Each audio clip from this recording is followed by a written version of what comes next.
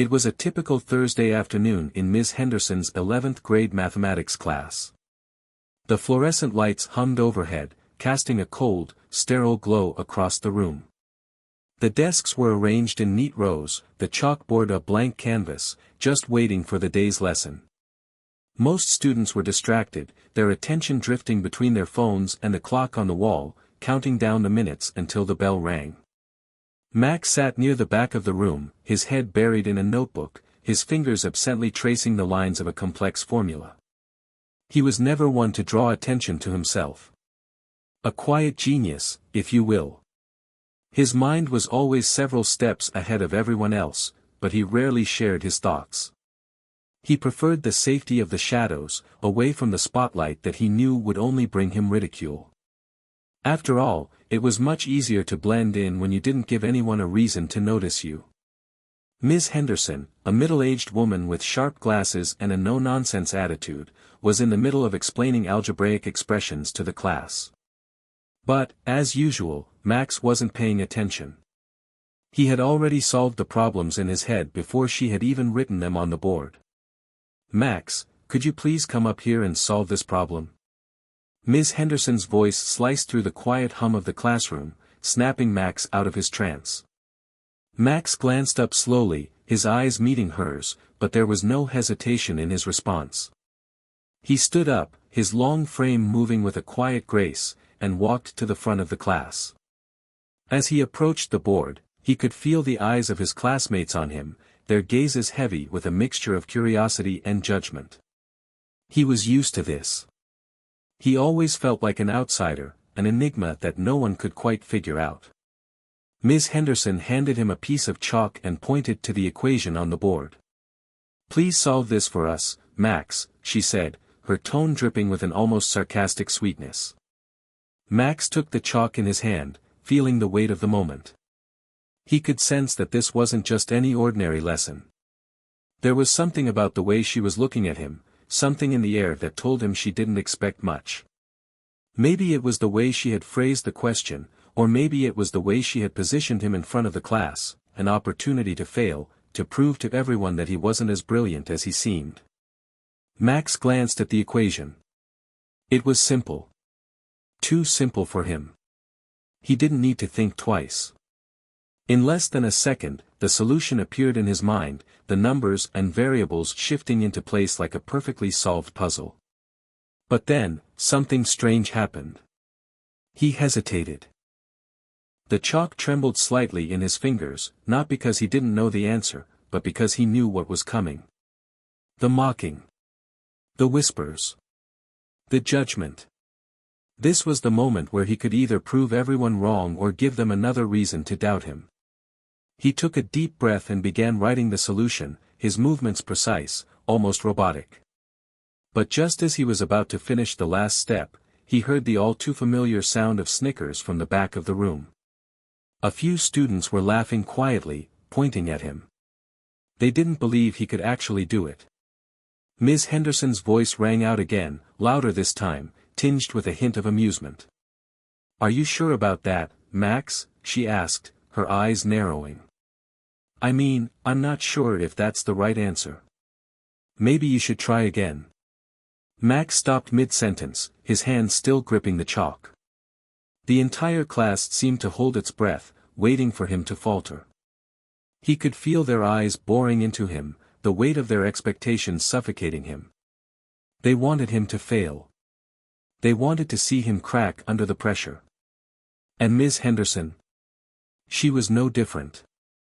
She had always seemed to take pleasure in putting him on the spot, in forcing him to prove himself, to demonstrate his worth in front of everyone. The constant criticism, the never-ending challenges, it was like a game to her. And Max? He was the pawn. Maybe I miscalculated," Max muttered, stepping back from the board. He didn't want to embarrass himself further. He wanted to disappear, to sink into the floor and never come back. But then, something inside him shifted. He was tired of hiding.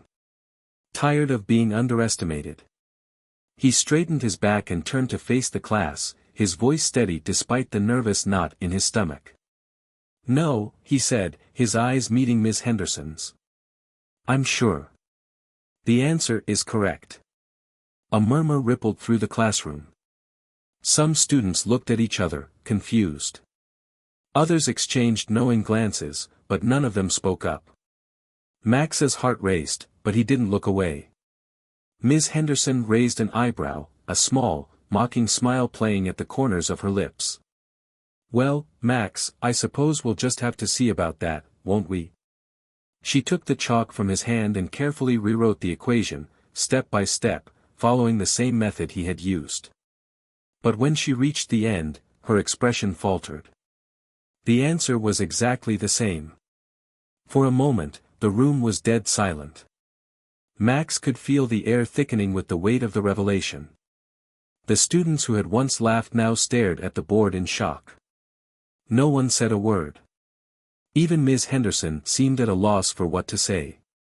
But then, she did the one thing Max hadn't expected.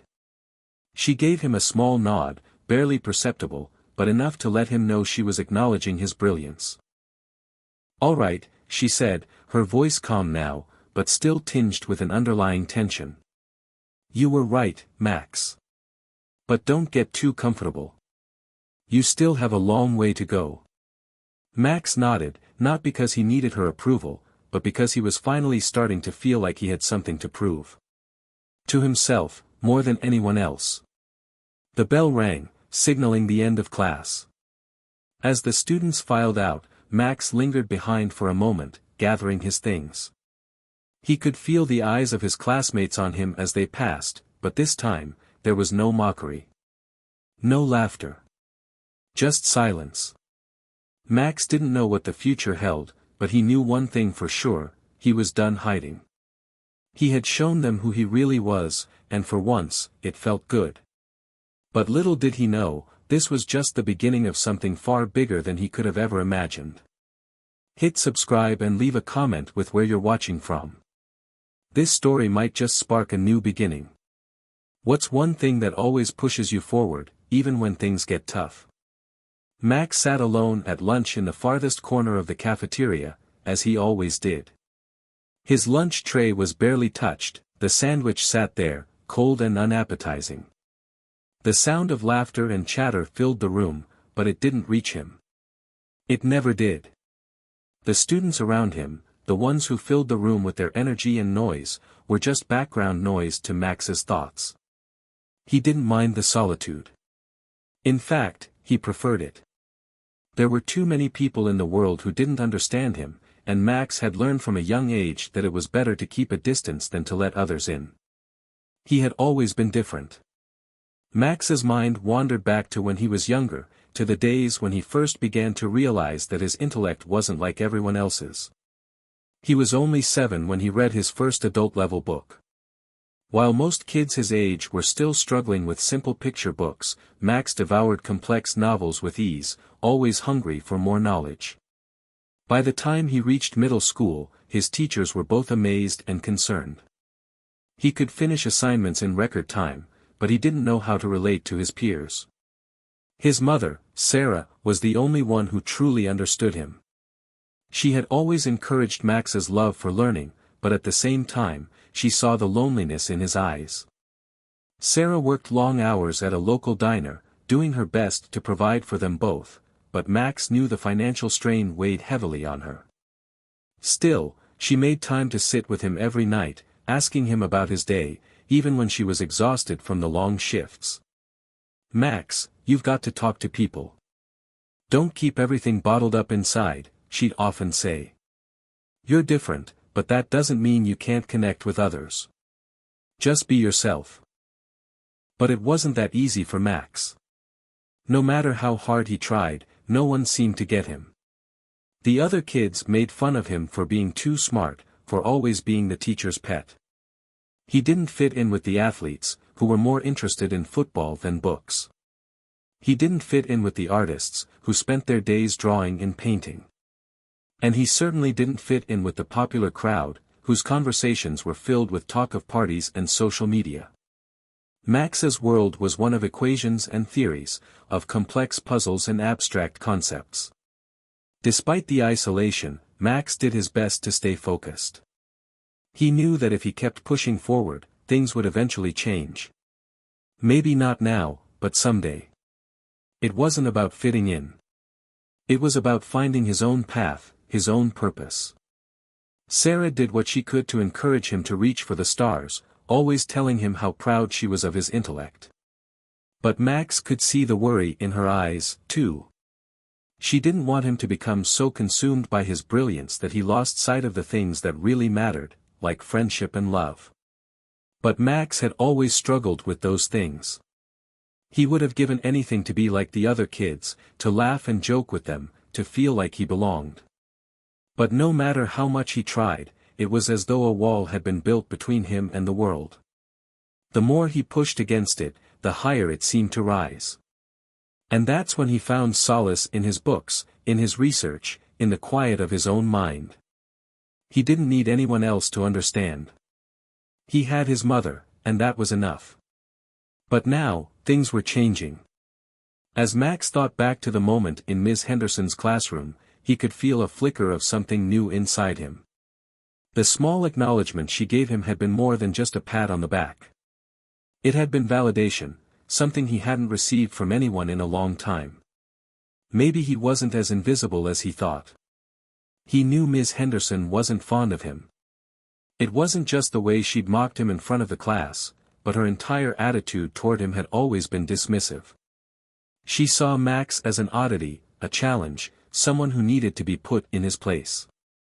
The other students took their cue from her, and Max had become a target for jokes and ridicule. But now, for the first time, he had seen a crack in her armor. A sign of recognition. Maybe she had seen something in him that no one else had noticed. Or maybe she was just trying to save face. Either way, Max couldn't shake the feeling that something had shifted. Maybe this wasn't just about surviving high school anymore. Maybe it was about proving to everyone, to himself, especially, that he was more than just a quiet, misunderstood student. Max took a deep breath and glanced up from his tray. The cafeteria was still noisy, filled with chatter and laughter, but today, he didn't feel quite so invisible. He caught a glimpse of a few students looking his way, their expressions unreadable. They had witnessed his moment in class, and though no one said anything, Max could tell they were thinking about it. They weren't laughing anymore. For the first time in a long time, Max felt a flicker of hope. Maybe, just maybe, things were beginning to change. The next few days at school were different. Max noticed it immediately. The students who usually ignored him or ridiculed him were now watching him from afar. There were no more snide comments or whispering behind his back. At first, he thought it was just a brief moment of curiosity, a passing fascination with his quiet genius after the math incident with Miss Henderson. But as the days went on, the subtle shift in his classmates' behavior became more apparent. Even Miss Henderson's attitude seemed to change, though it was hard to tell whether it was genuine or just her trying to save face after her own ego had been bruised. She had stopped making the usual cutting remarks when Max answered questions, though he could tell she was still skeptical, still unsure of whether to truly recognize his intellect or continue to dismiss it as an anomaly. But the real change came from someone Max had least expected, Ethan Walker, the class jock. Ethan had been the loudest voice in the back of the room, the one who always threw in a joke at Max's expense.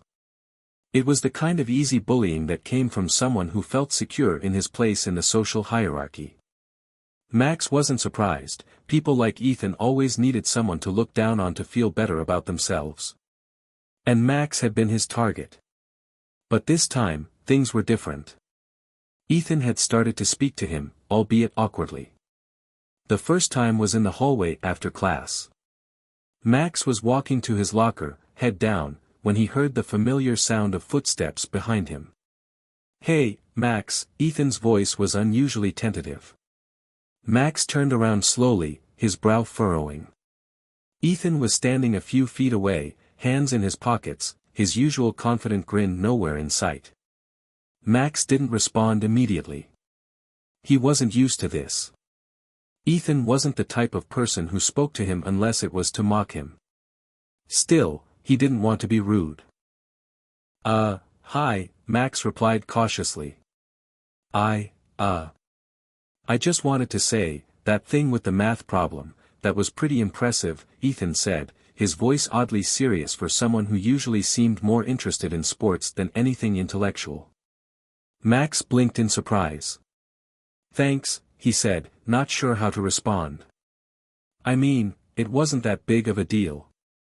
No, it kinda was, Ethan said, a small chuckle escaping his lips, but it sounded nervous, like he didn't quite know how to navigate this new interaction. I mean, I'm not exactly a math whiz, but you made Miss Henderson look pretty dumb, you know. Max raised an eyebrow. I wasn't trying to make her look dumb. I just knew the answer. Ethan seemed to hesitate for a moment, looking around like he was checking to make sure no one else was listening. Yeah, I get that. It's just, not a lot of people would have the guts to stand up to her like that.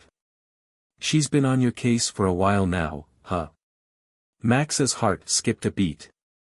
For the first time in ages, someone was acknowledging his struggle. Ethan wasn't just talking about his intelligence, he was talking about how Miss Henderson had treated him all year. It felt strange. Max had always been an outsider, someone whose struggles were invisible to everyone else. But Ethan was speaking to him like an equal, like he actually understood. I guess, Max said after a long pause. I don't really think about it much. I just do what I have to do. Ethan smiled, a bit awkwardly, and clapped Max on the shoulder in a way that almost felt genuine. Well, whatever it is, it's cool. Just thought you should know. Max watched as Ethan walked away, feeling the weight of the conversation settle on him. It wasn't exactly an invitation to friendship, but it was something. A shift, even if it was small. Ethan was no longer the bully in the background. In that one moment, it felt like the walls around Max's world were beginning to crack. But as much as this small gesture made Max feel a little less isolated, it didn't take away the reality of his situation. There were still plenty of students who resented him for being different, for being the kid who aced every test without breaking a sweat. Even if the mocking had stopped, there was still an undercurrent of tension. His classmates didn't quite know what to make of him yet. They weren't sure if they wanted to embrace him or continue keeping their distance. The real trouble, though, came from within.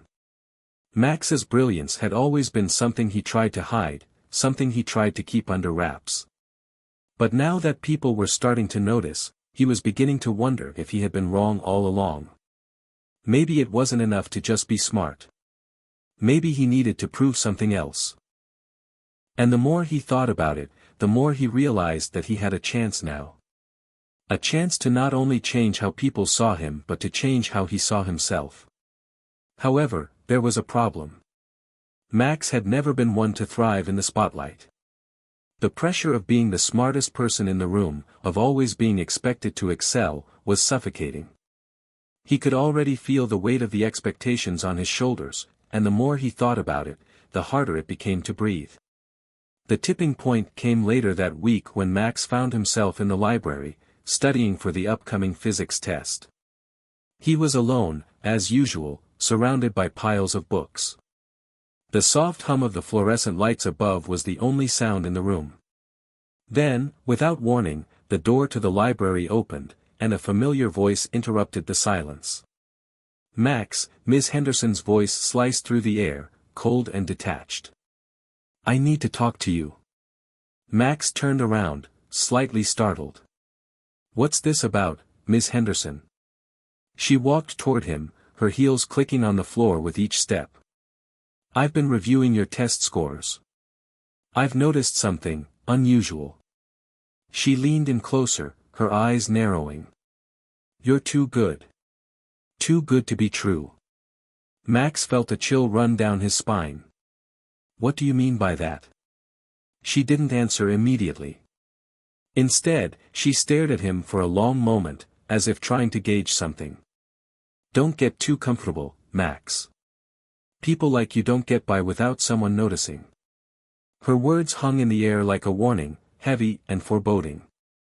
Something was coming. Something was about to happen that would change everything. Max couldn't shake off Ms. Henderson's words. They haunted him in a way that no one had ever done before. The look in her eyes had been calculating, almost as if she were sizing him up, trying to figure out what kind of person he really was. Her warning echoed in his mind as he walked down the halls the next day, the murmur of students filling the air around him. Everything seemed off, his usual world was slowly turning upside down. The bell rang, signaling the start of his next class, and Max walked into the chemistry room, taking his usual seat near the back. He needed to focus. This test was important, and he didn't want to give anyone a reason to think he was anything other than the smart, quiet student they all expected him to be. But the events of the past few days made it difficult. Ethan's awkward compliment, the shift in how the students were treating him, and, most of all, Miss Henderson's unsettling remark, it was all too much to process. He wanted to be invisible again, to fade into the background where he was comfortable. But it seemed like the more he tried to hide, the more people took notice. As Max opened his chemistry book, he felt a presence beside him. He looked up to find Ethan standing there, his usual cocky grin replaced with a serious expression. "Got a second?" Ethan asked quietly, glancing around to make sure no one was listening. Max hesitated. The old reflex was to say no, to turn away and retreat back into his shell. But something inside him pushed him to respond. "Yeah, sure. What's up?" Ethan slid into the chair next to Max, his eyes flickering with a strange sort of urgency. "I've been thinking about what happened the other day, with Miss Henderson, you know." Max's heart skipped a beat. He had expected this. He knew that moment in class had made an impact, but he didn't know how far it had reached. "What about it?" Ethan leaned in closer, lowering his voice. "I don't think it was just about math, man. I think she's got it out for you. Ever since you stood up to her, she's been looking for a reason to bring you down. You've probably noticed, right?" Max felt a cold shiver run through him. He had noticed. Ms. Henderson's subtle insults, the way she always put him on the spot, the way she seemed to push him harder than the other students, he had always known something was off. But hearing Ethan say it out loud made it feel more real, more dangerous. "Yeah, I've noticed," Max replied, his voice steady. "But what can I do about it? I mean, she's a teacher. What am I supposed to do, complain?" Ethan looked around, checking that no one else was listening before speaking again. "You need to be careful, Max. You're not just some kid in the back of the class anymore. She's going to keep pushing you, maybe even sabotage you. And if you don't play the game, it's not going to end well for you." Max looked at Ethan, a little taken aback by the gravity in his voice. Ethan, the jock, the guy who was never serious, was telling him to be careful. It didn't add up. "I don't get it," Max said slowly. "Why do you care?" Ethan hesitated for a long moment, then looked Max directly in the eye. "Because I've seen what happens to people who stand out too much. You're smart, and you've got a lot going for you. But if you don't play it right, people will turn on you. They'll find a way to bring you down. Especially her." Max swallowed hard. He didn't want to admit it, but Ethan was right. He had seen the way people treated the ones who were different. The ones who didn't fit into the neat little boxes everyone else did. They were either ignored or ridiculed. And Max wasn't sure he was ready for what might come next. "But I'm not going to hide," Max said, his voice firm, though the uncertainty gnawed at him. "I can't. I've been doing that my whole life. And I'm done with it." Ethan gave him a small, almost approving nod. "I get it. But just don't say I didn't warn you. People don't like it when you outshine them. They'll either try to tear you down or use you for their own gain. Be careful who you trust." Max took in Ethan's words, the weight of them settling in his chest. This wasn't just about Ms. Henderson. It was about everything, his entire life, the way he navigated the world. The more people noticed his intelligence, the more vulnerable he became. He had spent so much of his life running away from attention, hiding in the shadows, that now it felt like he had no choice but to step into the light. And the light came with its own dangers. The bell rang, signaling the start of class, and both boys fell silent. Max's thoughts raced as he tried to focus on the lesson. The tension in the room had shifted, and for the first time, he felt it, the weight of expectations, the pressure to perform, and the knowledge that every move he made from this point forward would be scrutinized. But just as the class began, Max's eyes flicked to the front of the room. Ms. Henderson was standing there, her cold gaze sweeping over the students. She locked eyes with Max for a moment, and he could see the unmistakable glimmer of something in her eyes, something cold and calculating. It was then that Max realized the full extent of what he was up against. It wasn't just about proving his intelligence anymore. It was about survival. The pressure had just ramped up, and Max wasn't sure if he was ready to face it head-on. But then again, maybe he had no choice. Max couldn't escape the feeling that he was walking on a tightrope, balancing precariously between proving his worth and drawing too much attention. The weight of the scrutiny he felt from his classmates, and especially from Miss Henderson, made every day a challenge. It was like he was constantly being watched, judged, measured. His mind, usually sharp and quick to grasp concepts, was now clouded with doubts. Could he continue to outsmart everyone without drawing the wrath of his teacher? Could he keep his genius hidden just enough to avoid becoming a target, or was it already too late? The days began to blend together, a mixture of quiet tension and the ever-present undercurrent of anxiety. Max couldn't help but notice how things were changing. The other students seemed to be walking on eggshells around him, unsure of how to interact. Ethan's warning rang in his ears every time he caught a glance in his direction. People didn't like it when you outshined them. But none of this could have prepared him for what happened in his next class with Ms. Henderson. It was a Wednesday afternoon, and the room was silent except for the faint scratching of pens on paper. The test papers were spread out in front of the students, and Max felt the pressure building as the minutes ticked by. He had finished long before anyone else, again. The problem was, he didn't just finish the test. He had solved it in a way no one else had, using a complicated formula no one would expect a high school student to even know about. Max sat back in his chair, glancing at the clock on the wall.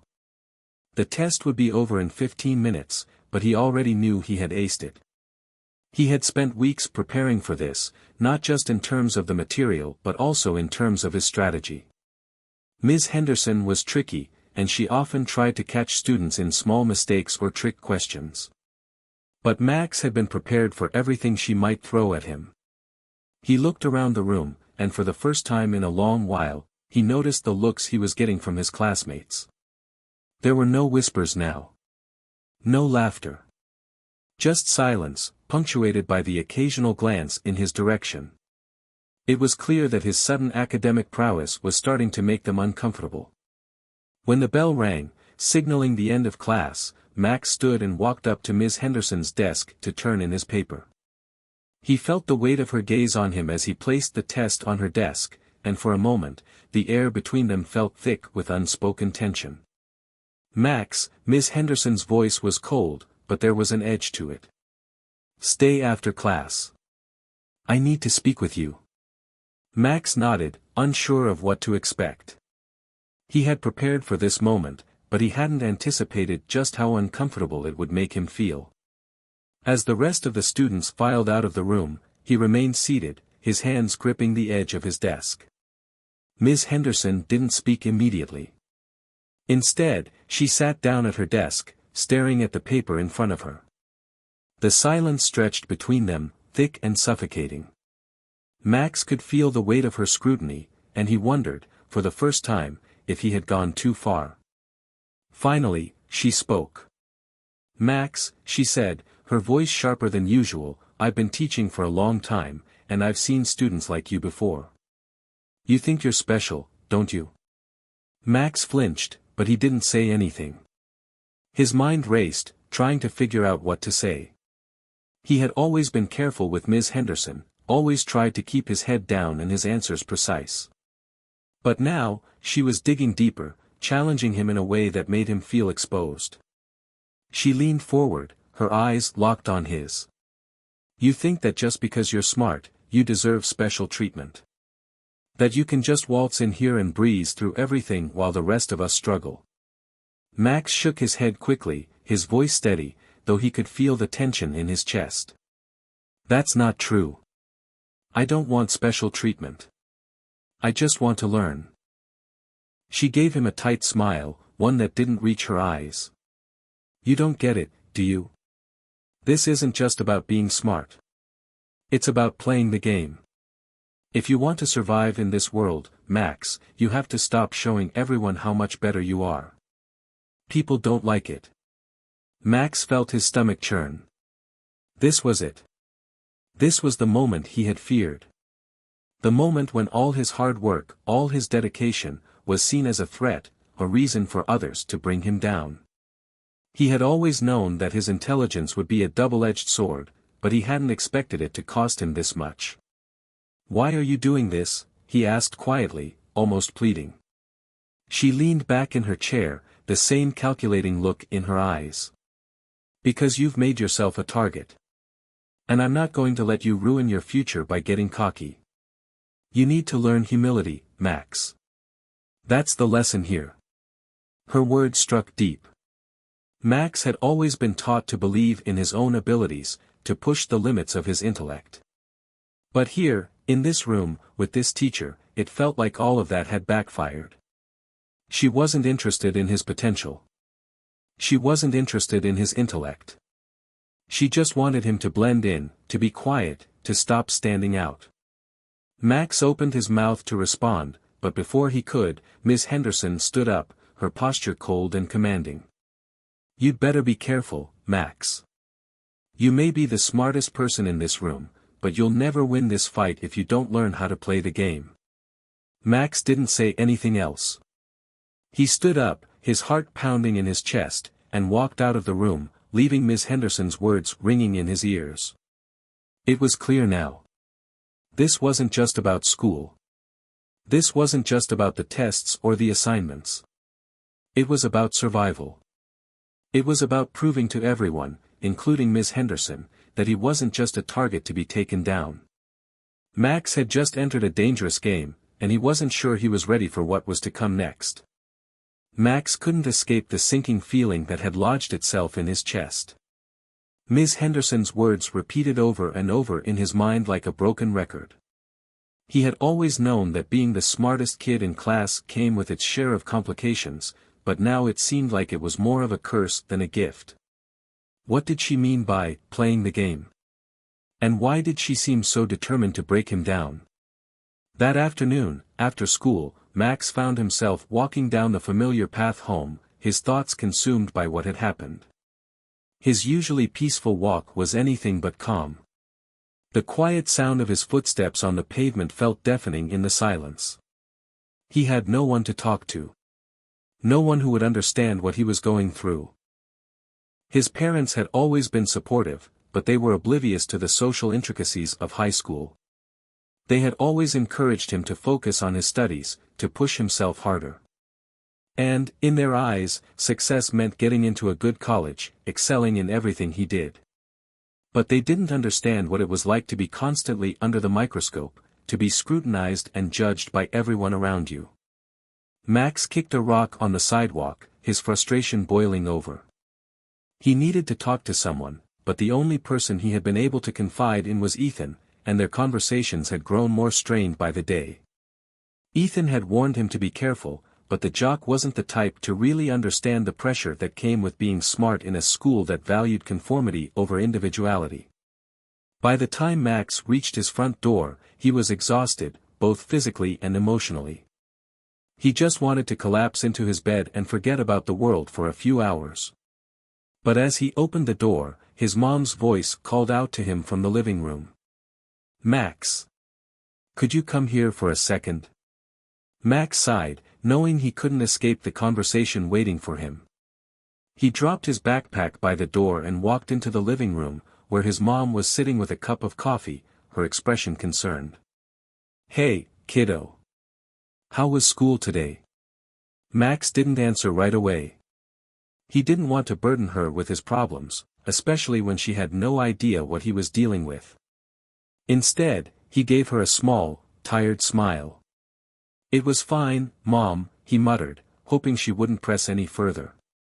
She raised an eyebrow, clearly unconvinced. "You sure? You seem a little off today. Did something happen?" Max hesitated.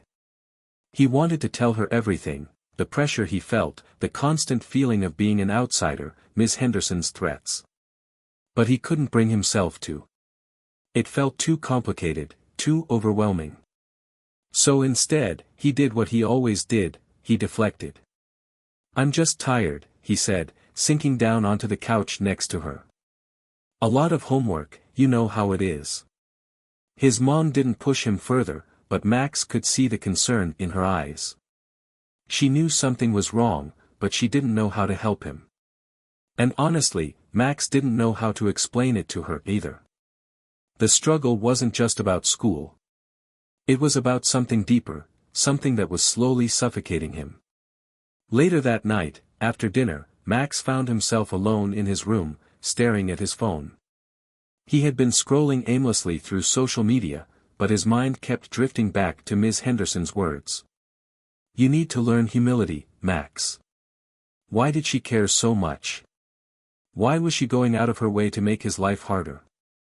It wasn't just about his intelligence, it was something more personal. Max could feel it in the way she looked at him, in the subtle way she tried to undermine his confidence. Max had always been different. He had always felt like an outsider, the kid who didn't quite fit in with the other students. His intellect had always been a double-edged sword, while it made him excel academically, it also made him stand out in ways that others found threatening. But now, it wasn't just about the other students. It was Ms. Henderson. She had turned the school into a battleground, and Max wasn't sure he was prepared for the war she was waging against him. The next day in class, Max sat in his usual spot, trying to focus on the lesson, but he couldn't shake the sense of dread that hung over him. Every time he glanced at Ms. Henderson, she was watching him, her eyes sharp and calculating. It was like she was waiting for him to slip up, to give her a reason to tear him down.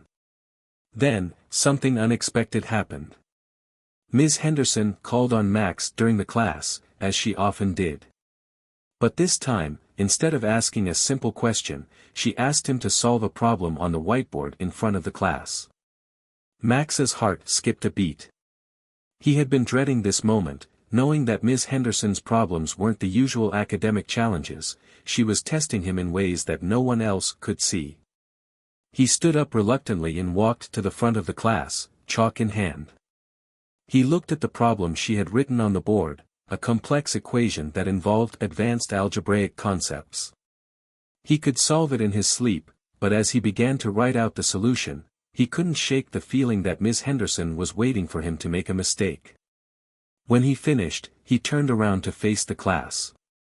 His classmates were silent, eyes wide, as if they had never seen someone solve such a complicated problem so quickly.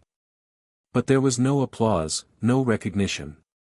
Just silence. Then, Ms. Henderson stood up from her desk and walked over to the board, her eyes scanning the equation. She tapped the board with her finger, as if searching for a flaw. And then, in a voice that was quiet but sharp, she said, "Interesting. But I think you missed something." Max felt a surge of panic. Had he made a mistake? No, he was sure he hadn't. But the way Ms. Henderson was looking at him made him doubt himself for the first time in a long while. He opened his mouth to respond, but she cut him off before he could say anything. "You see, Max," she said slowly, turning to face the class, "there's always more to an equation than meets the eye. You can't just solve a problem by focusing on the obvious parts. You have to look deeper. Otherwise, you'll miss something critical." Max stood there, frozen, as the class shifted uncomfortably in their seats. He had been humiliated. In front of everyone. This wasn't just a lesson about math.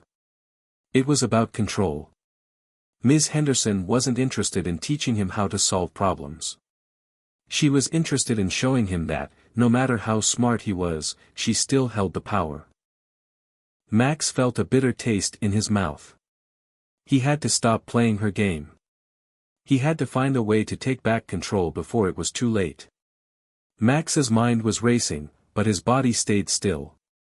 He stood in front of the class, feeling the weight of Ms. Henderson's words like a physical blow.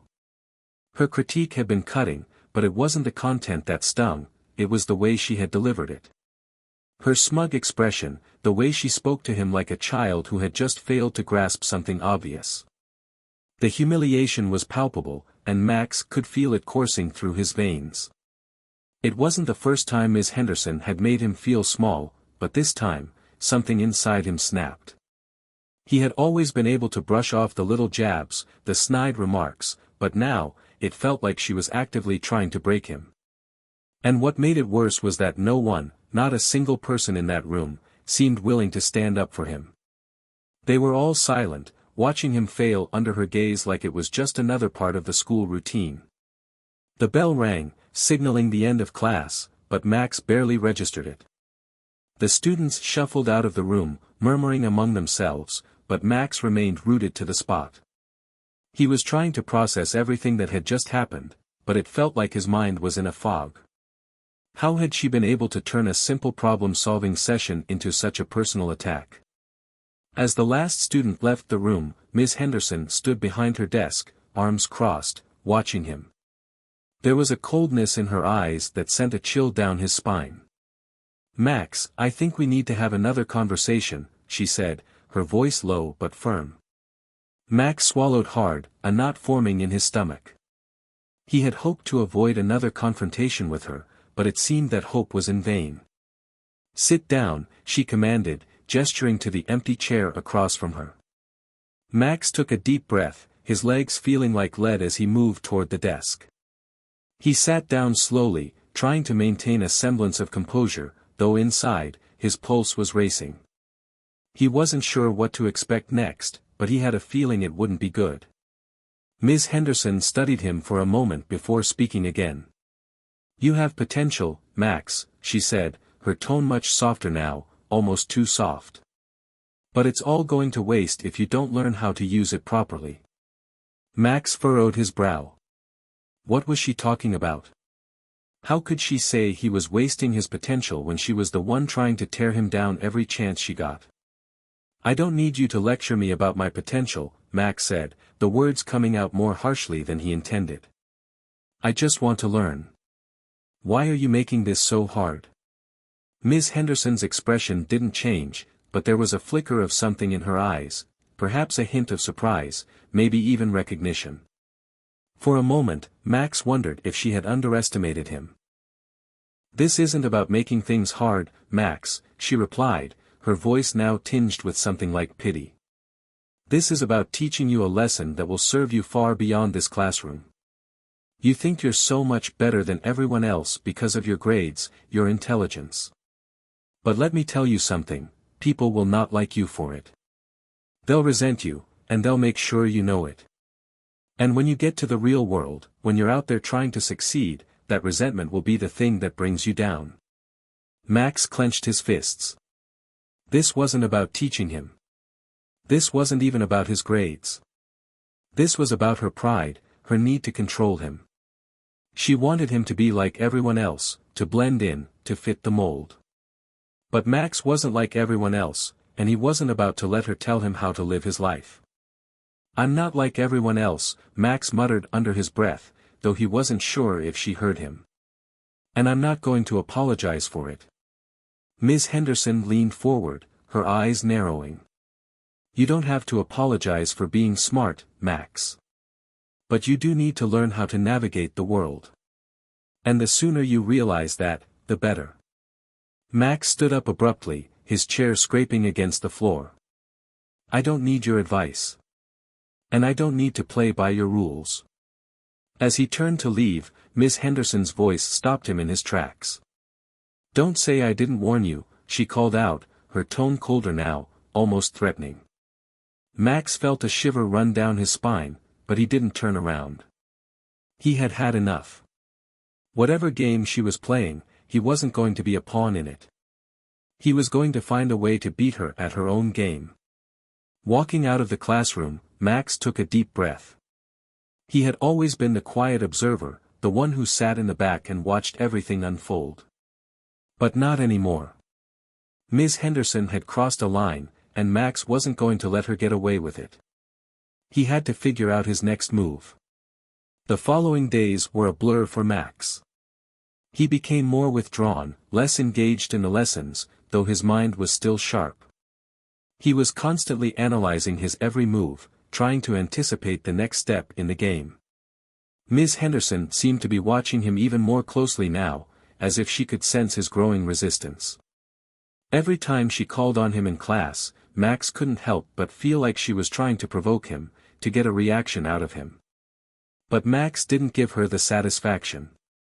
He stayed composed, even as the pressure mounted. He had to be strategic. He had to outsmart her. But he also knew that he couldn't do it alone. Ethan had been distant lately, and Max couldn't help but wonder if his friend was pulling away because of his growing reputation. Ethan was a jock, and the last thing he needed was to be associated with someone like Max, the kid who was making waves in the classroom and in the social hierarchy. But Max didn't care about that. He had more important things to focus on. And if he was going to beat Ms. Henderson, he would need help. He needed allies. People who saw what she was doing, who could see beyond the surface and understand that this wasn't about academics. It was about control, about power. And Max wasn't going to let her have it. He just needed to figure out who to trust. Max's mind raced as he walked home that afternoon. The events of the past few days had only heightened his determination to outsmart Ms. Henderson. He wasn't going to let her break him. Not now, not ever. But something was gnawing at him, something he couldn't quite place. He had been more withdrawn lately, not just in class but in every aspect of his life. Even with Ethan, his longtime friend, things had started to feel off. Max couldn't help but wonder if Ethan was beginning to pull away. They had always shared everything, from late-night study sessions to weekend movie marathons, but lately, it seemed like Ethan was spending more time with the other athletes, the jocks, who didn't exactly fit into Max's world. But maybe that was just Max's paranoia. He didn't want to think about it. Not now, anyway. As he reached his front door, he noticed his phone vibrating in his pocket. He pulled it out and saw a message from Ethan. "Ethan, hey man, you good? You've seemed off lately." Max hesitated for a moment before typing a reply. "Max, yeah, just a lot going on. I'm fine." It was a lie. He wasn't fine, and Ethan would probably see right through it. But he didn't want to drag his friend into this. Not yet. He slipped his phone back into his pocket and stepped into the house.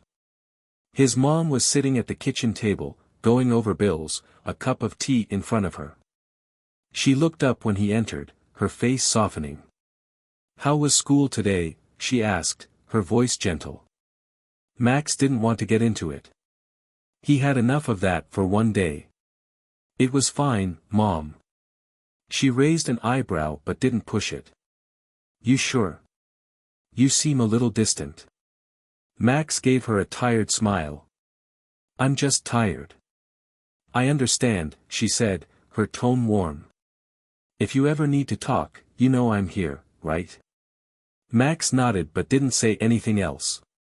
He wasn't ready to talk about Ms. Henderson, or the tension building inside him. Instead, he went up to his room and threw his backpack onto his bed.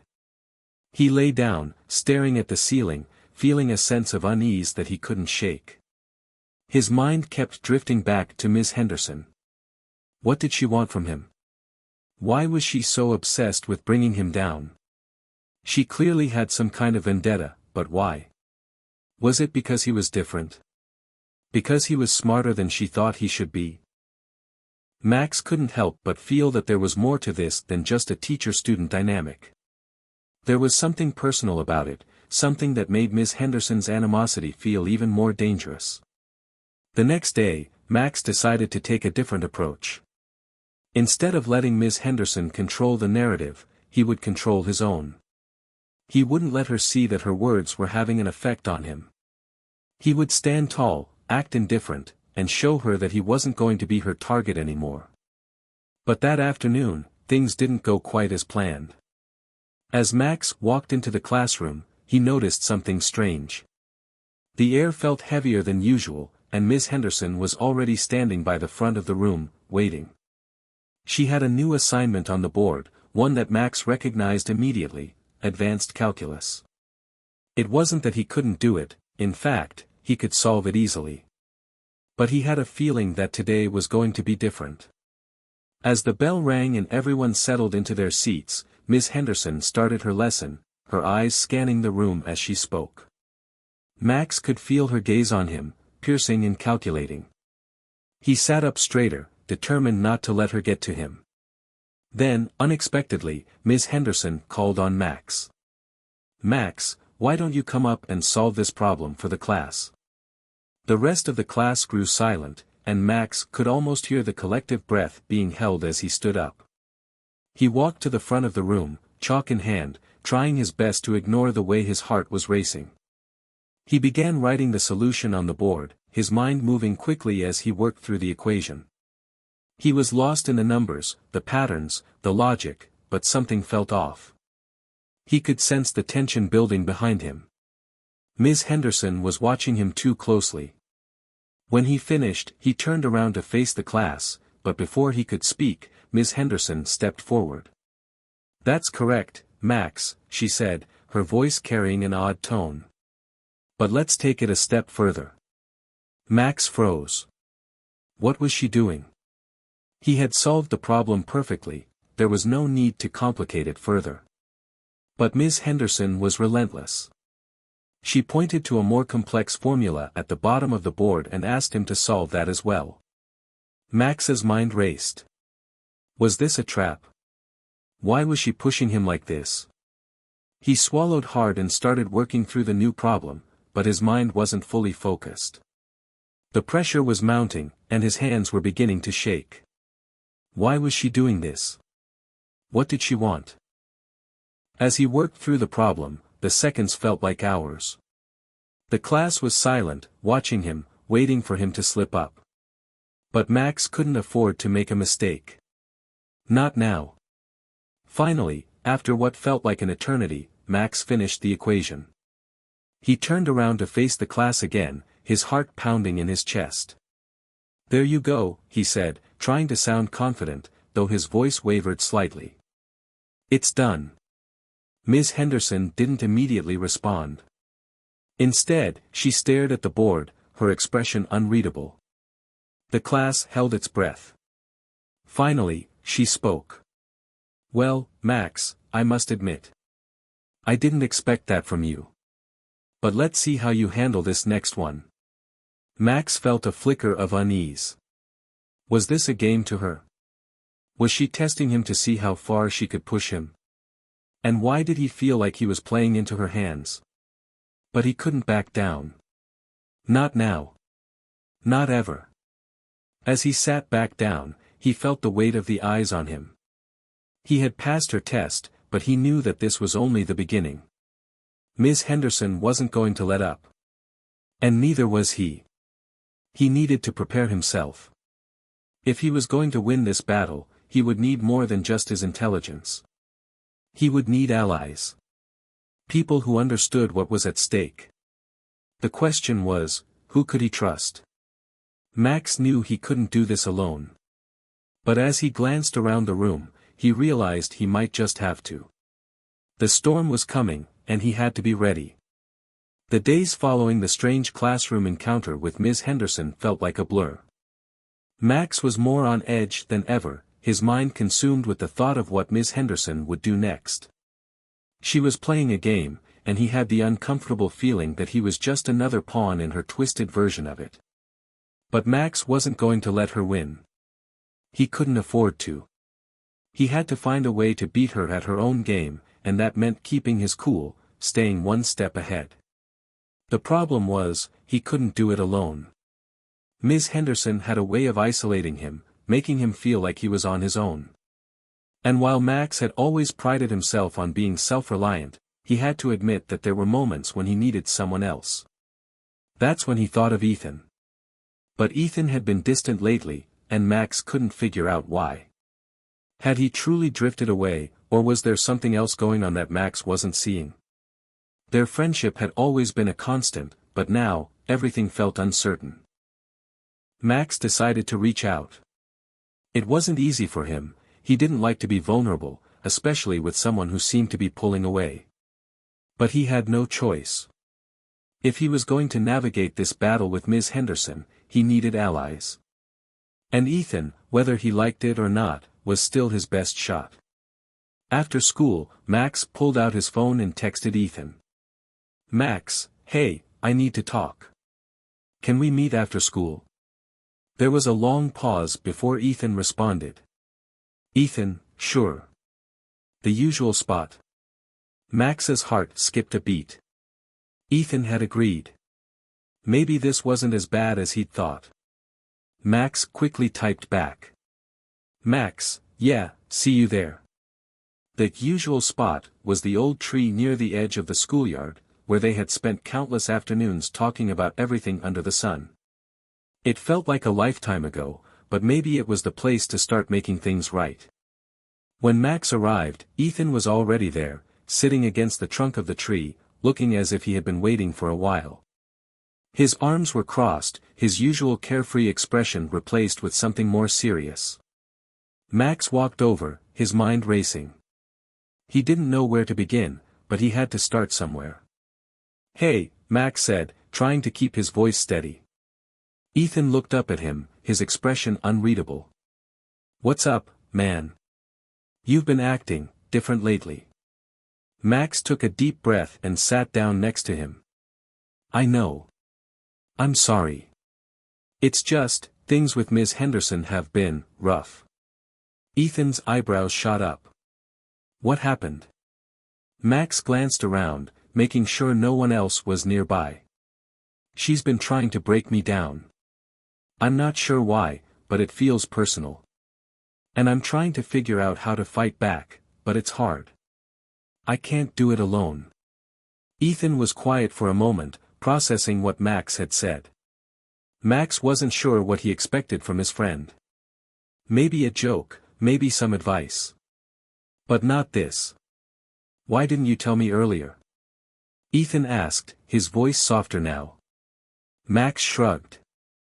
"I didn't want to drag you into it. I thought I could handle it.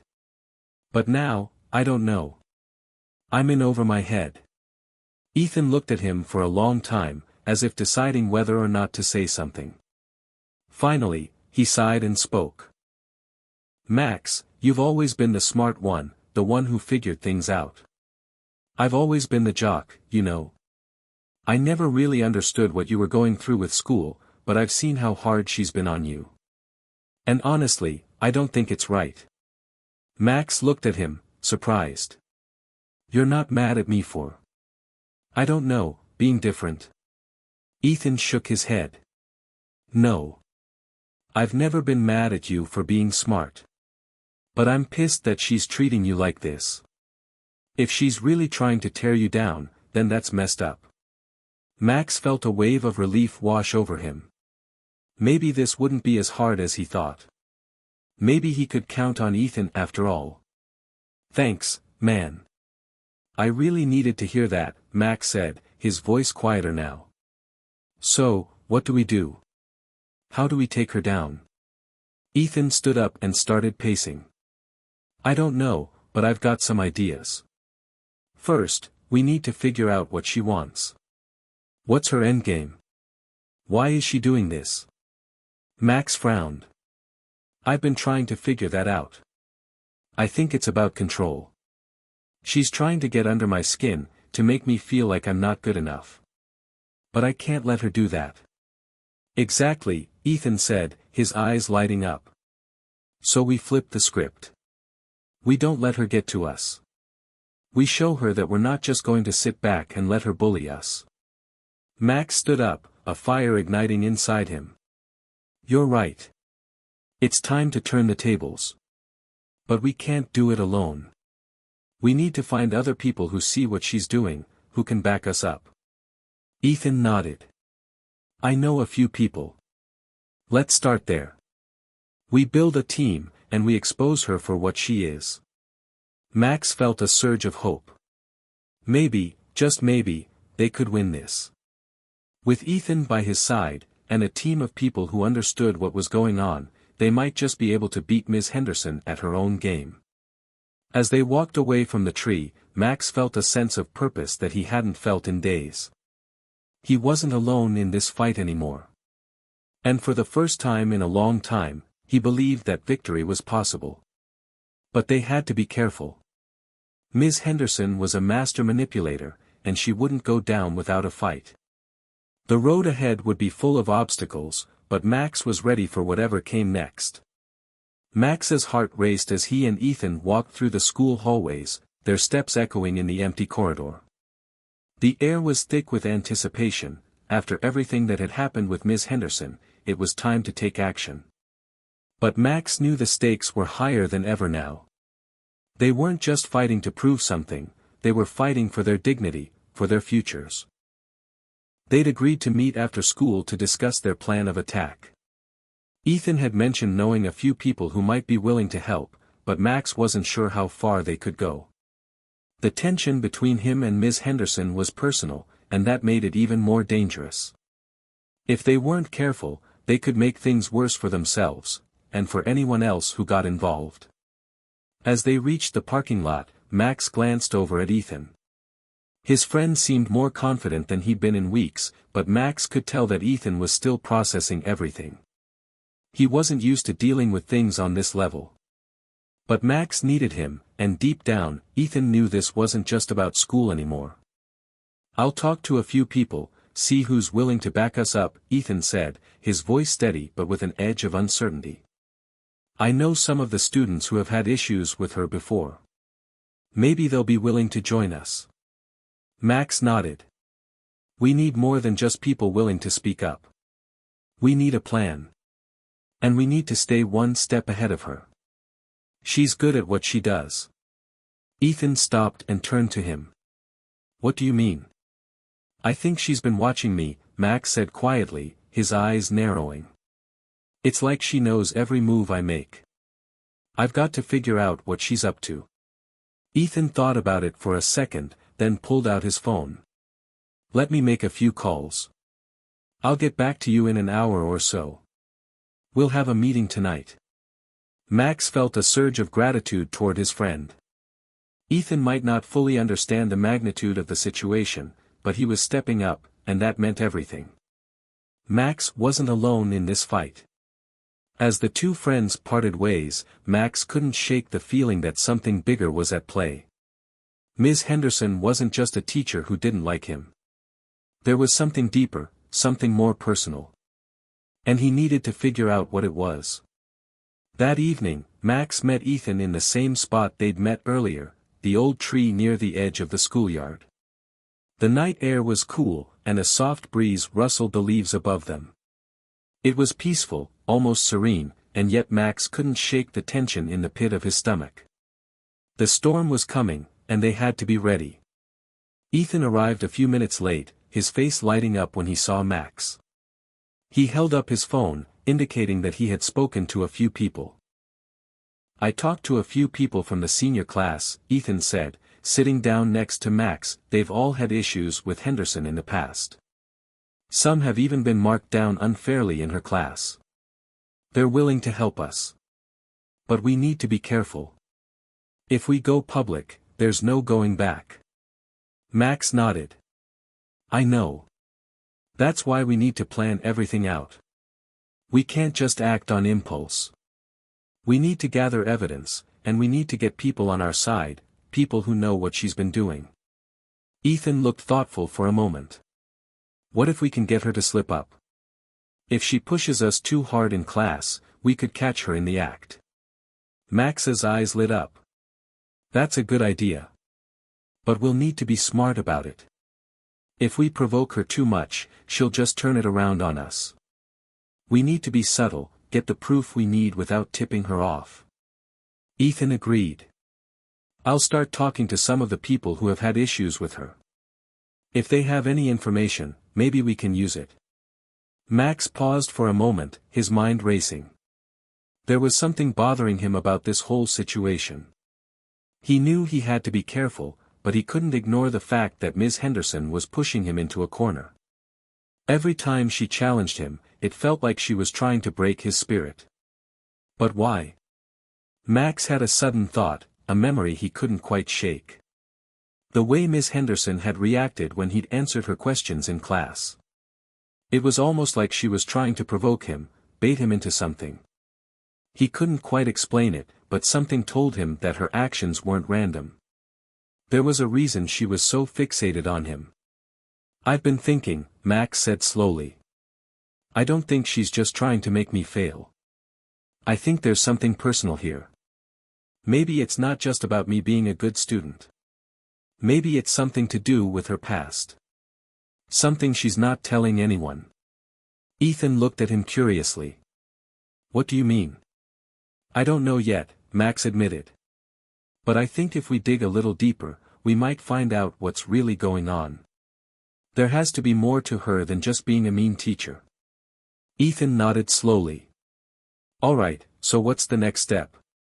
Max's mind raced with possibilities. We need to start looking into her history. We can talk to other students, even some teachers, see if anyone knows anything unusual about her. If we can find out what's driving her, we can use it against her. Ethan grinned. I like the sound of that. Max smiled, his confidence growing. He wasn't just going to be the victim of Ms. Henderson's cruelty. He was going to expose her for what she really was, a bully with a hidden agenda. And he wasn't going to stop until he had the truth.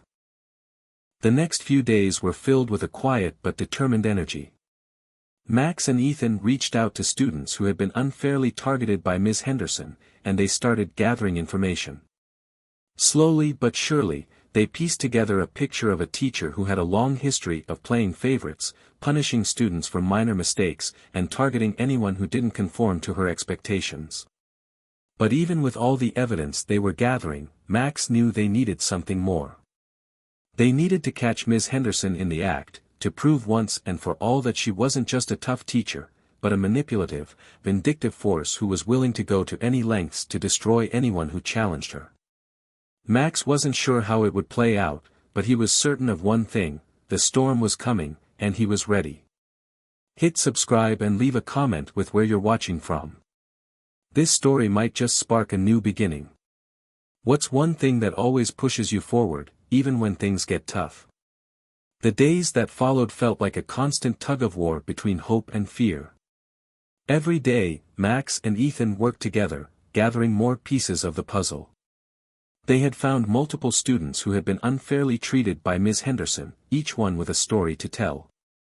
Some had been docked points for minor mistakes, while others had been humiliated in front of the class for not living up to her exacting standards. But despite their growing collection of evidence, one thing still lingered in Max's mind: why? He couldn't shake the feeling that there was more to Ms. Henderson's actions than just a desire to maintain control over her class. Every conversation, every encounter with her left Max with an uneasy sense that he was dealing with someone who wasn't just a teacher, but a woman with a hidden agenda, someone whose history, motivations, and dark past might be influencing everything she did. But how could he uncover it? That afternoon, Max met Ethan by the old tree again, the spot that had become their unofficial war room. Ethan arrived with a fresh look of determination in his eyes. They had a lot to discuss. I've talked to a few more people, Ethan said, sitting down next to Max. Turns out, Ms. Henderson has been doing this for a long time. A lot of students have tried to report her, but nothing ever came of it. Apparently, she's got some sort of hold over the administration. They all seem to back her up. Max's frustration flared. I knew it. She's not just some strict teacher, she's manipulating everyone. I don't care if she has connections. We need to expose her. This can't go on. Ethan raised an eyebrow. And how exactly do you think we can do that? Max looked down at his shoes, thinking for a moment. They had the students' testimonies, but they still needed something concrete, something irrefutable. Then, an idea hit him. We need to catch her in the act, Max said, his voice filled with new resolve. If we can get a recording of her doing something unethical, or even worse, threatening a student. That's the evidence we need. Ethan's eyes widened. You mean like a hidden camera? Max nodded. Exactly. We could set it up during one of her classes. If she's as manipulative as we think she is, she'll slip up. And when she does, we'll have the proof we need to take her down. The plan sounded risky, but Max felt the weight of the situation pressing down on him. If they didn't act soon, it might be too late. He couldn't afford to back down now. The next day, after school, Max and Ethan went to work. They had a plan, and they were determined to see it through. They needed to be smart about how they set things up. If Miss Henderson even suspected they were trying to trap her, the whole plan would fall apart. The trick was to blend in, act natural, and make sure no one saw them working. They decided to plant a hidden camera in the back of the classroom during Miss Henderson's lecture. It wasn't going to be easy, getting the camera in place without anyone noticing was the biggest challenge. But Ethan had a knack for being stealthy, and Max had an uncanny ability to anticipate when the coast was clear. Max entered the classroom first, pretending to get his books for the next class. He walked past Miss Henderson's desk, casually scanning the room to make sure no one was paying attention. Ethan slipped in right behind him, carrying the small, inconspicuous camera in his backpack. As Max walked to his seat, he slid into the back corner of the classroom, his heart beating faster with every step. Ethan did the same, placing the camera discreetly on a shelf at the back of the room, angled just right so it could capture everything. The hardest part was going to be staying calm while Miss Henderson did her usual routine. Max knew that if she suspected anything, they'd be caught. He didn't even want to think about the consequences if they were. But there was no turning back now.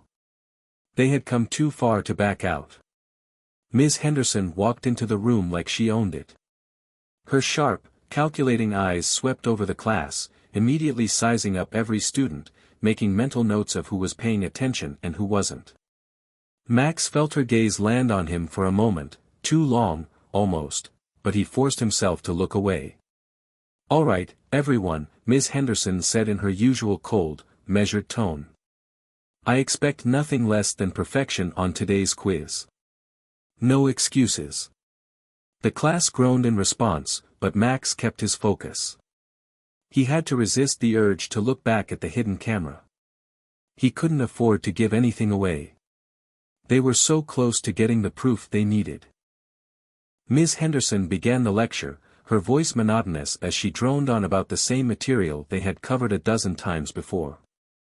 Max kept his eyes on his notebook, jotting down the same notes, his mind racing. It felt surreal, like the calm before a storm. And then, it happened. As she walked past one of the students, a quiet boy named James, who was known for being introverted and often a little shy, Miss Henderson stopped. Max glanced up just in time to see her lean over James' shoulder. She whispered something to him in a low voice that Max couldn't hear, but the look on James' face told him everything he needed to know: fear. Miss Henderson's eyes narrowed, and she pointed to James' paper, her voice suddenly sharp. You didn't get this question right. I'm going to have to mark you down for this, James. You really should be paying more attention. James stammered, looking at his paper helplessly. I am sorry, Miss Henderson. I studied, I just. She cut him off, her voice ice cold.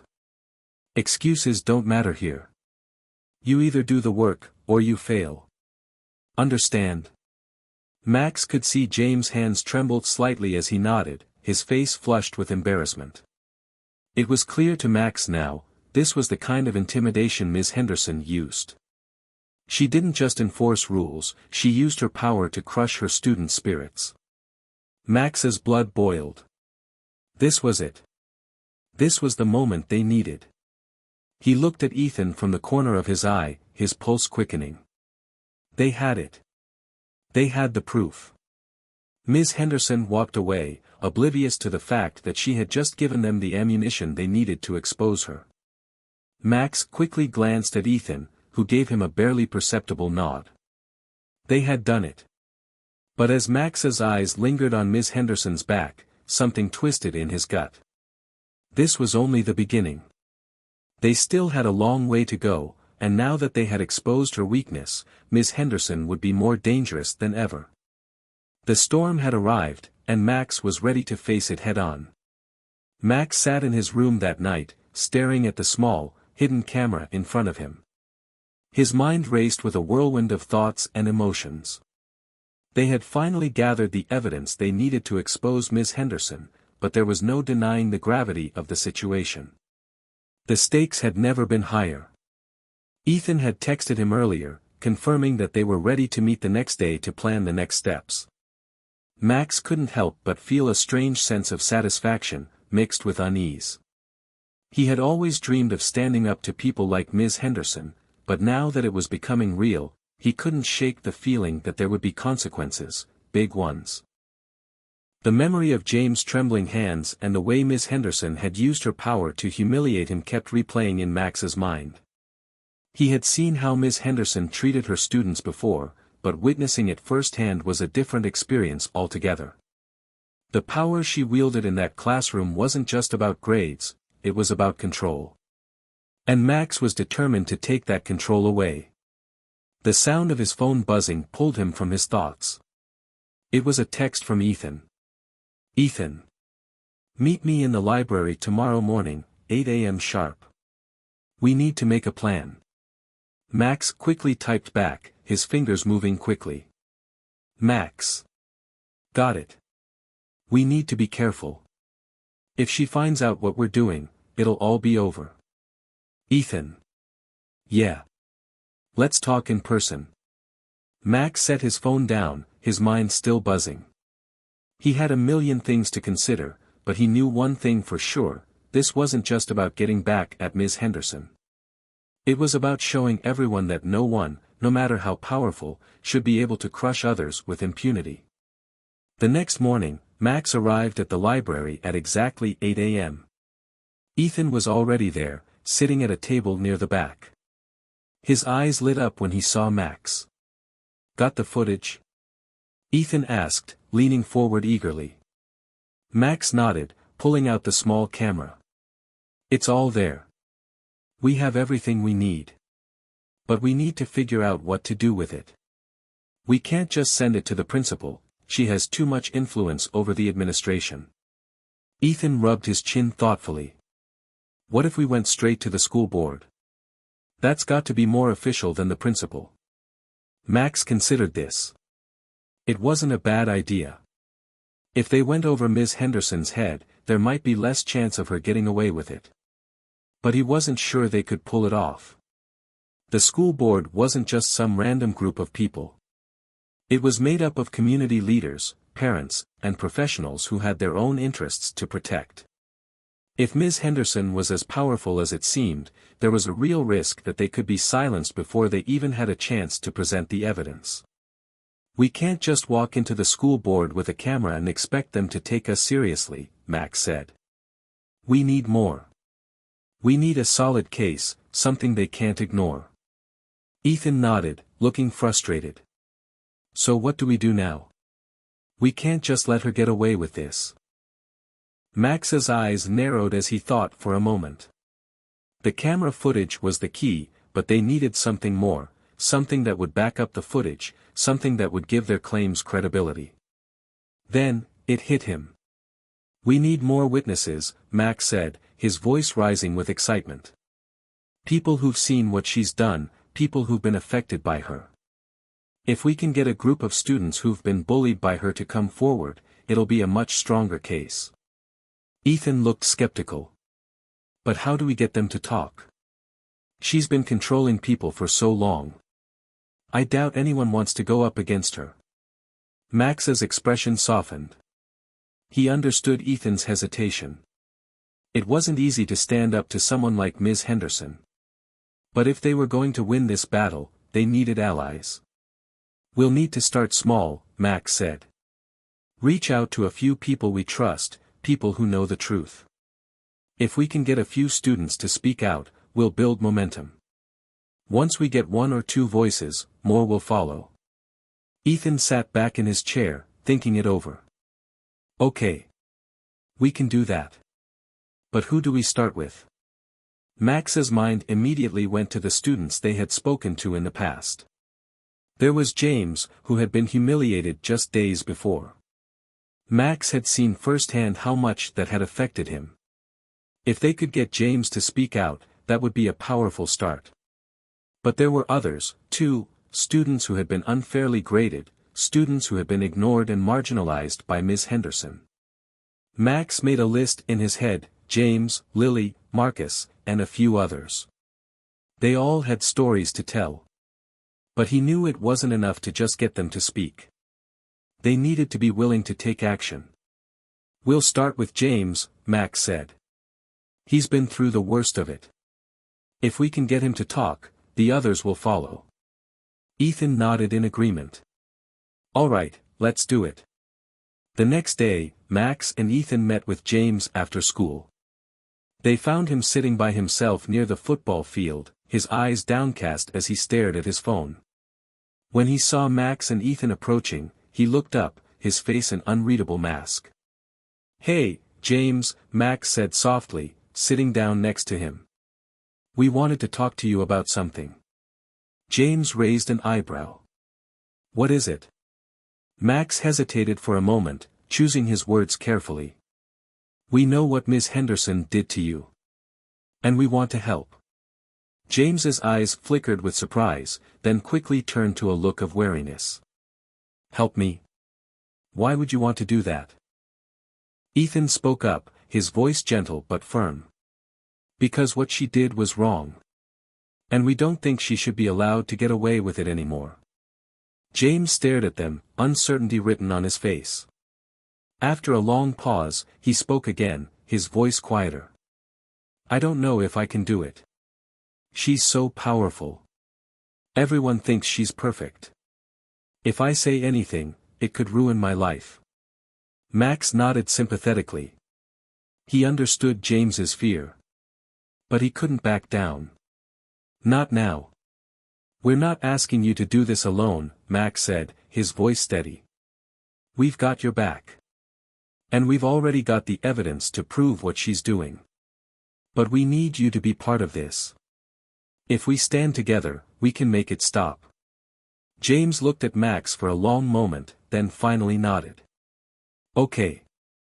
I'll do it. Max's heart swelled with gratitude.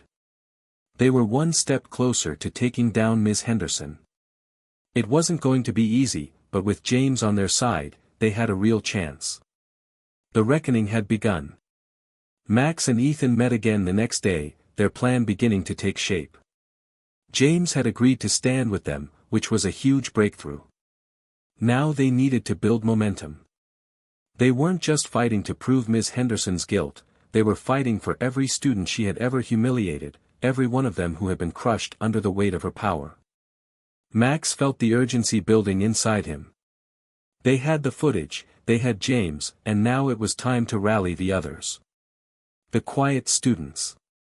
The ones who were overlooked, the ones who sat at the back of the room and kept their heads down. They were the ones Ms. Henderson had hurt the most, and they were the ones who could make all the difference. But Max knew it wouldn't be easy. Ms. Henderson's influence wasn't just confined to the classroom. She had a way of making sure the students stayed loyal to her, even out of fear. They had seen it with James. She used intimidation to control them, and breaking that control wouldn't be simple. "I talked to Lily this morning," Ethan said as they sat in their usual spot by the old tree. "She's in. But it's not just about getting them to speak up. We have to make sure they're ready to follow through." Max nodded. "I know. They need to understand that once they speak out, there's no going back. Ms. Henderson won't stop at just failing them, she'll make their lives miserable if she can." Ethan shifted uncomfortably. "What if she finds out about us before we can gather enough people? What if she turns the school against us?" Max's mind raced. That was the risk they were taking. Exposing Miss Henderson without enough support could backfire. It could turn the entire school against them. But they had come this far. They couldn't back down now. "If she finds out, we're in trouble," Max said, his voice steady. "But if we get enough people, she won't be able to hide anymore. Once we take this to the school board, it'll be too big for her to control. We just need to build a strong case first. And that starts with talking to more students." The next few days were a blur of whispers in the hallways, quiet conversations in corners, and furtive glances exchanged between Max, Ethan, James, and the others they were trying to bring into the fold. Each new student they spoke to was another step closer to the truth being exposed, but it was a slow and delicate process. Some were too scared to speak out, while others had already given up hope, convinced that Ms. Henderson was untouchable. But then, there was Marcus. A tall, quiet kid with glasses, who had been quietly observing Max and Ethan's campaign from the sidelines. He'd never been one of the popular kids, but he was smart. Really smart. And he knew what it was like to be overlooked, to be passed over by Ms. Henderson when it came to praise, no matter how hard he tried. "Hey, I heard what you're doing," Marcus said one afternoon, walking up to Max and Ethan during lunch. "I want in." Max's eyes widened. "You're sure? This isn't exactly something easy to back out of once you get involved." Marcus gave a small smile, his expression serious. "I know. But she's been doing this to us for years. You don't have to tell me what she's like. I've had my fair share of her harsh grading and public ridicule. I want her gone." Ethan grinned. "You're with us then. We're building a case, and we need all the voices we can get." Marcus nodded, his jaw tight. "Just tell me what to do." Max's heart lifted. Every new person who joined their cause made them stronger, but Marcus was different. He wasn't just going to be a passive voice. He was ready to stand up, to be counted. The group of students started to grow, slowly, but surely. Some had been personally wronged by Ms. Henderson, while others had simply witnessed her treatment of their classmates. All of them had the same thing in common, the courage to take action. But Max knew that their growing group still wasn't enough to topple Ms. Henderson. The most dangerous part of this whole plan was the school administration. If they didn't take action soon, the longer they waited, the more likely it was that Ms. Henderson would find a way to cover up her tracks. She had powerful allies within the school, and that was something they couldn't ignore. "We need a date," Max said one night as he sat with Ethan in his room. "We've got enough people now. We can't keep waiting for things to fall into place. We have the footage, we have the witnesses. It's time to act." Ethan hesitated, running his fingers through his hair. "But what if it's too soon? What if we're not ready to face her yet?" Max stood up, pacing back and forth. "We're never going to be ready. But the longer we wait, the more damage she'll do to others. We've already let her do this for too long. We need to take her down now, before she has a chance to retaliate." Ethan's expression hardened. "You're right. But we need to be smart about it. If we go straight to the school board without enough backup, it'll be too easy for her to discredit us." Max stopped pacing, suddenly aware of the weight of what they were about to do. It wasn't just about standing up to Ms. Henderson anymore. It was about standing up to an entire system that had allowed her to continue. They couldn't afford to be careless. "We need to go straight to the top," Max said, his voice unwavering. But we need to make sure we've got every piece of evidence locked down before we do. We need every student we can get, every single person who's been hurt by her. Ethan nodded. And we need to make sure they're ready to fight back. No one can back out now.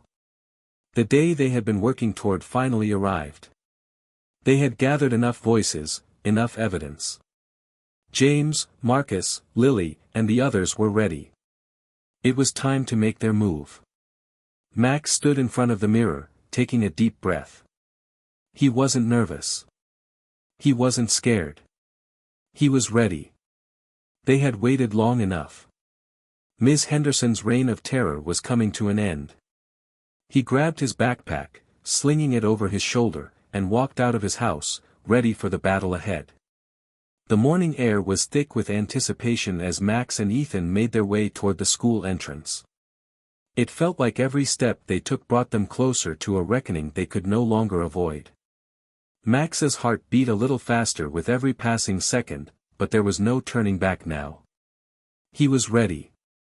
Inside the school, the normal hum of voices and clatter of lockers seemed quieter than usual. Students moved through the halls with a sense of unease, as if they could sense something was about to change. Word had spread about the small group of students who were standing up to Ms. Henderson. Whispers followed them down the hall, but Max kept his head high. He had spent so much time in the shadows, avoiding attention, but now, for the first time, he felt the weight of his own purpose. This wasn't just about righting a wrong, this was about bringing an entire system of fear and manipulation crashing down.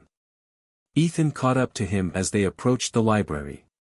"You ready?" he asked, his voice quiet but steady. Max glanced at him. "I don't know if I'm ready, but I'm done waiting." Inside, their small group was already assembled. James, Lily, Marcus, and a few others stood near the back, waiting for their final instructions. The room was charged with nervous energy. They all knew what was at stake. Max cleared his throat, addressing the group. "Today's the day. We're going straight to the school board with everything we've got. All the footage, all the statements, everything. We've got the truth on our side, but we can't let Ms. Henderson control the narrative anymore. She's had her way for too long. It ends today." James nodded, his expression tight. "I'm with you. Let's take her down."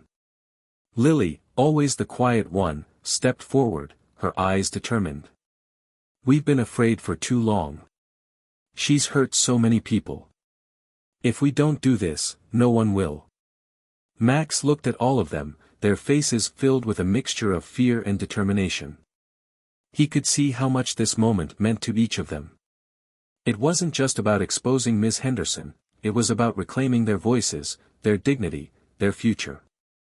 "All right," Max said, taking a deep breath. "Let's do this. Ethan, you and Marcus go ahead and start making copies of the footage. Lily, James, we'll need you to go over your statements one more time.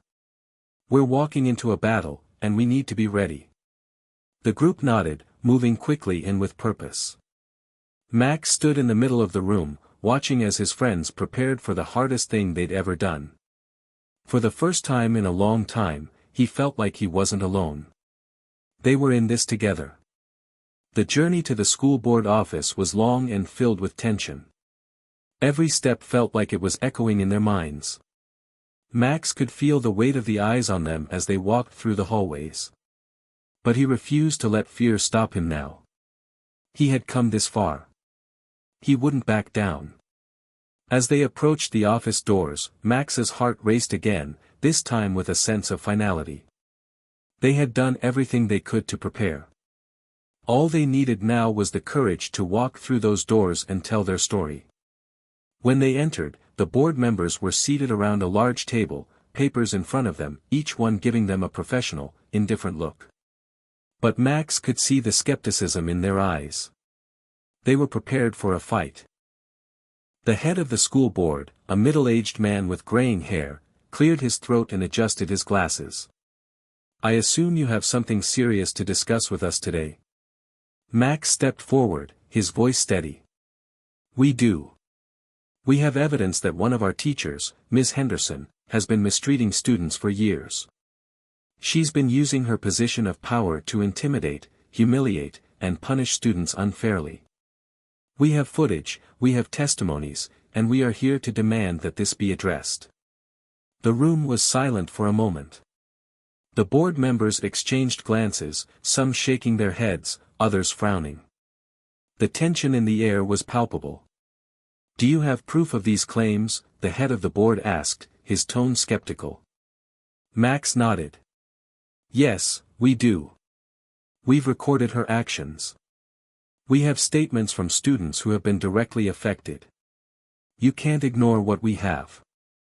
Ethan stepped forward, holding a flash drive in his hand. This contains the footage. We've documented everything. The room shifted as the board members exchanged murmurs. One of the women at the table, who appeared to be in charge of student welfare, leaned forward. And what exactly do you expect us to do with this? This is a serious accusation. Ms. Henderson has been a respected teacher for years. Max met her gaze directly, refusing to back down. She may have been respected, but that doesn't excuse her actions. We're not just here to point fingers. We want her removed from the school. We want an investigation into everything she's done. And we want other students to know that they won't be silenced anymore. The board members looked at each other, their expressions cold and unreadable. Finally, the head of the board spoke again. We will review this footage and these statements. But understand this, young man, this is not something we take lightly. If we find that these claims are unfounded, there will be consequences for making false accusations. Are you prepared for that? Max's jaw clenched, but he stood tall. I'm prepared. There was a long, tense silence before the head of the board nodded. Very well. We will look into this. You will hear from us within the week. Max nodded, his heart pounding. He had done it. They had done it. They had brought the truth to light. Now it was up to the board to decide what would happen next. As Max and Ethan left the school board office, the weight of the moment settled over them. The hard part was done. Now, they just had to wait. I can't believe it's over, Ethan said, his voice a mix of exhaustion and relief. We've done everything we can. Now it's in their hands. Max looked out the window as they walked back to the school. He wasn't sure what was going to happen next, but he felt something he hadn't felt in a long time, hope. No matter the outcome, they had stood up for what was right. And that was something no one could take away from them. The days that followed were filled with a kind of tense anticipation. Max had expected the school to be a little more chaotic after they went public with their accusations against Miss Henderson. But instead, things were unnervingly quiet. It was as though the entire school was holding its breath, waiting for something to break. Max and Ethan kept a low profile. They knew that, for now, all they could do was wait for the school board to review the evidence they had presented. But that didn't mean the whispers had stopped. Everywhere they went, students exchanged knowing looks. The rumor mill was buzzing, and the word was out, something big was about to happen. Max wasn't naive. He knew that there were people in the school who would do anything to protect Miss Henderson. She had a network of allies, students who were loyal to her, even if they didn't fully understand her methods. And then, there were the teachers, many of whom respected her and were hesitant to believe the worst about their colleague. They hadn't seen what Max and the others had seen. Still, Max couldn't help but feel a surge of determination. He had done the right thing. He had exposed the truth. No matter what happened next, he had made sure that Miss Henderson's reign of fear and intimidation couldn't continue without being challenged. And that alone, he realized, was enough to keep him going. The next morning, Max and Ethan arrived at school to find things a little more charged. The usual cliques were still in their places, groups of students clustered together, talking and laughing, but there was a tension in the air, a sense that something was building just below the surface. As Max walked into the classroom, he immediately noticed the difference. The usual hum of chatter had been replaced by an awkward silence. Students glanced over at him as he took his seat, but no one said anything. It was as if everyone was waiting for him to make the first move. Max wasn't sure what to make of it. He had expected more backlash, more confrontation, but instead, the silence was deafening. Ethan sat down beside him, glancing around nervously. "This feels off. It's like everyone's just waiting for something to happen."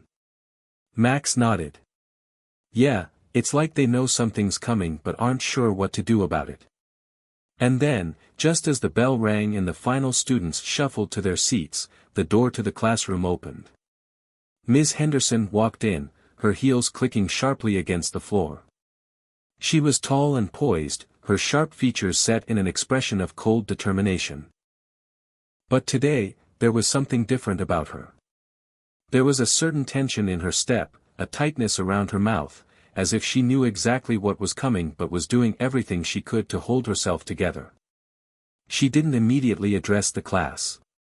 Instead, she walked to the front of the room, dropping her bag onto her desk with a deliberate thud. Then, she turned to face the class, her eyes scanning over the students. When her gaze landed on Max, a flicker of something passed over her face.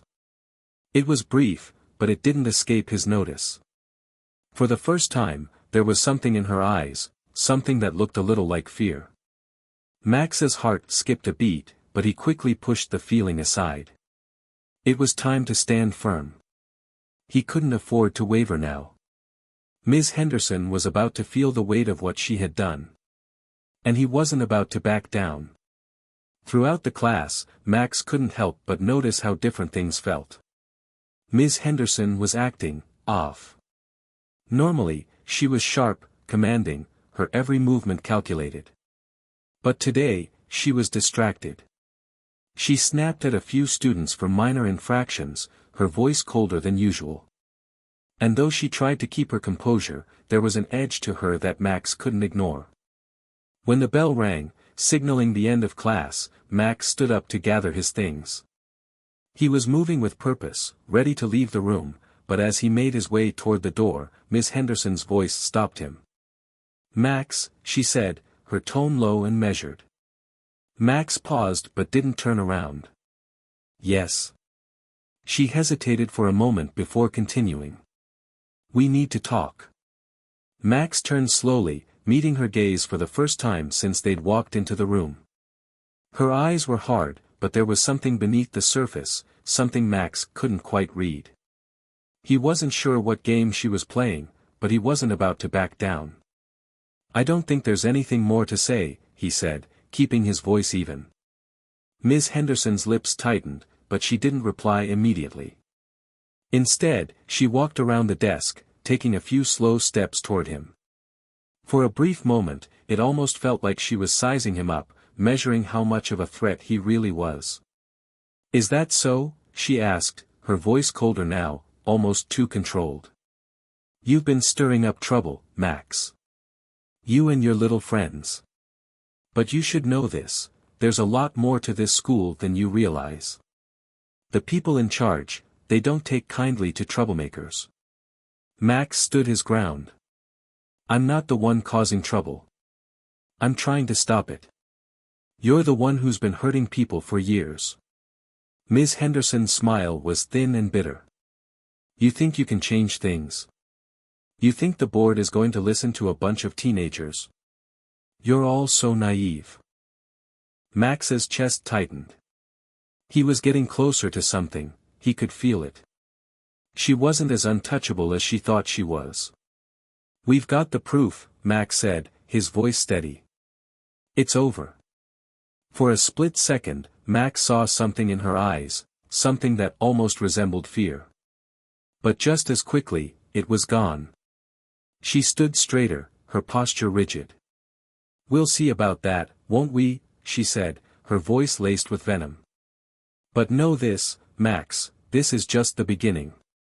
Don't think for a second that you're safe." And with that, she turned and walked out of the room, her heels clicking sharply against the floor. Max stood there for a moment, his heart racing. Something in her words had unsettled him. He had expected a confrontation, but not this. Not the cold, calculated threat that lingered in the air after she left. He glanced over at Ethan, who had been watching from his desk. "Did you hear that?" Max asked quietly. Ethan nodded, his expression grim. "She's scared, Max. But she's not done yet. This isn't over." Max knew Ethan was right. Ms. Henderson wasn't going to let this go easily. But Max also knew one thing: no matter what happened next, they couldn't stop now. They had come too far to back down. As the day wore on, the weight of Ms. Henderson's words lingered in Max's mind. He wasn't sure what she was planning, but he knew it wouldn't be pretty. But there was something in him now, something that wouldn't let him turn away. He had come too far, and the truth was too important. Ms. Henderson had underestimated them, and now it was time for her to face the consequences. The days following the confrontation with Ms. Henderson were nothing short of eerie. Max spent his nights replaying the conversation over and over in his head, trying to decipher the hidden meaning behind her words. There was no question in his mind now: she was preparing for something. Something big. But Max also knew something else: Ms. Henderson had made a grave mistake. The evidence they had gathered was undeniable. The footage, the testimonies, the accusations, it was all there, plain as day. There was no way the school board could ignore it. The question now was how far Ms. Henderson would go to protect herself. Max had never underestimated her before, but now he had no choice but to prepare for the worst. It was Thursday afternoon when the storm finally hit. Max was sitting in the cafeteria, eating lunch with Ethan, when an announcement blared over the intercom. The usual monotone voice of Principal Blackwell echoed through the school, but today, there was a certain chill in his tone. "Attention all students and staff," Principal Blackwell began, his voice grave. "There will be a special assembly tomorrow morning at 9 a.m. Attendance is mandatory for all students. Please be sure to report to your homerooms at the usual time. Thank you." Max exchanged a glance with Ethan. Neither of them said anything, but both of them knew that the assembly was not going to be an ordinary one. "They're probably going to address what happened with Ms. Henderson," Ethan said quietly, pushing his food aside. Max nodded, his stomach tight. "Whatever happens, we need to stay calm. It's not over yet." Ethan's lips pressed into a thin line. "Yeah, but it's going to be hard to stay calm when we know she's out there plotting something. The way she acted the other day, it wasn't just a threat. She's planning her next move." Max agreed. He'd seen that kind of cold, calculated look before. Ms. Henderson wasn't going to give up without a fight. And he was certain that whatever she had in store would be the most dangerous thing they had encountered so far. The next morning, the entire school filed into the gymnasium for the assembly. There was a strange energy in the air as students took their seats, the chatter barely audible as everyone speculated about what the assembly would entail. The gym was packed, and Max could feel the weight of hundreds of eyes on him. Some students were supportive, some were skeptical, and others were just plain afraid. When Principal Blackwell took the stage, the room fell silent. He looked even more serious than usual, his face drawn and his posture rigid. Standing beside him was none other than Ms. Henderson. She wore a mask of composure, but Max could see the faintest tremor in her hands. Her usual air of control was slipping. "Good morning, students and staff," Principal Blackwell began, his voice formal. "As many of you know, recent events have prompted a review of some serious allegations within our school community. The school board has been made aware of these allegations, and they have initiated a full investigation." Max's heart skipped a beat. This was it, the moment he had been waiting for. However, Principal Blackwell continued, "It is important to note that the school board has requested a hearing to address these concerns. In the meantime, there are some very important actions that need to be taken. Ms. Henderson, the teacher involved in these allegations, will be placed on administrative leave during the investigation." A murmur ran through the crowd. Max felt a wave of relief wash over him. This was the beginning of the end. Ms. Henderson's power was crumbling.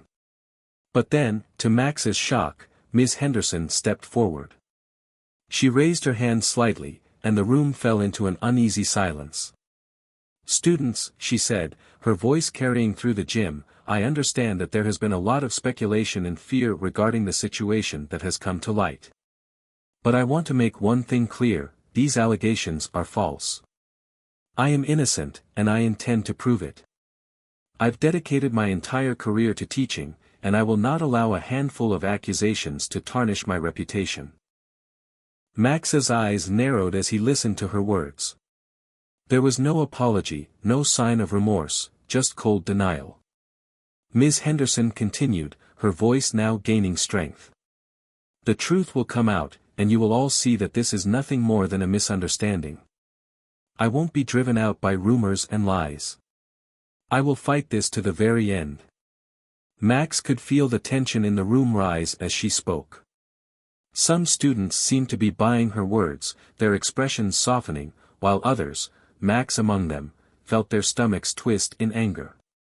This wasn't just a teacher trying to defend herself, this was someone who was trying to manipulate the entire school, trying to turn the tables and make them the villains in this story. But Max wasn't about to let her get away with it. He had already seen the truth, and there was no going back. "Ms. Henderson," Max said, standing up and cutting through the growing murmurs. His voice rang out through the gymnasium. "You can try to deny it all you want, but we have the proof. The footage, the statements, everything. The truth is out there, and you can't erase it just by saying it's a lie." The gym went silent. All eyes were now on Max. The tension was palpable. Even Ms. Henderson seemed momentarily taken aback, her eyes narrowing as she glared at him. "I didn't want it to come to this," Max continued, his voice steady despite the rising anger in his chest.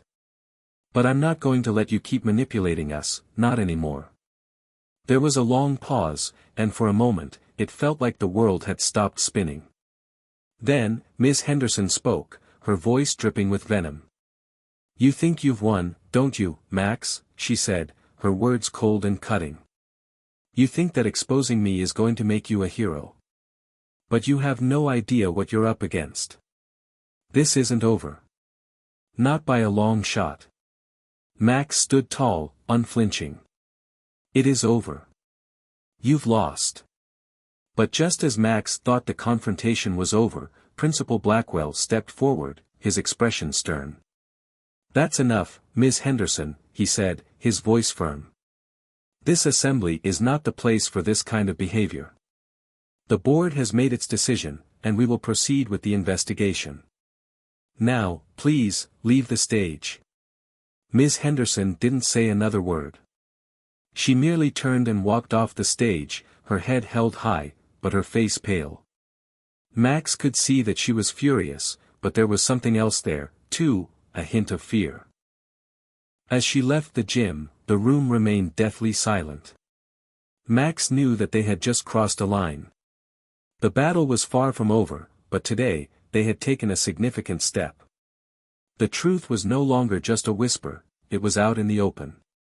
The following days were a whirlwind. After the assembly, the school seemed to split into two sides. Some students, those who had always been skeptical of Ms. Henderson, began to rally behind Max and his friends, offering words of support or quietly sharing stories of their own experiences with the teacher. Others, however, clung to Ms. Henderson, believing her claims of innocence or simply refusing to acknowledge the allegations. Max tried to stay focused. He couldn't afford to get distracted by the whispers, the rumors, or the looks that followed him down the hall. What mattered now was the investigation.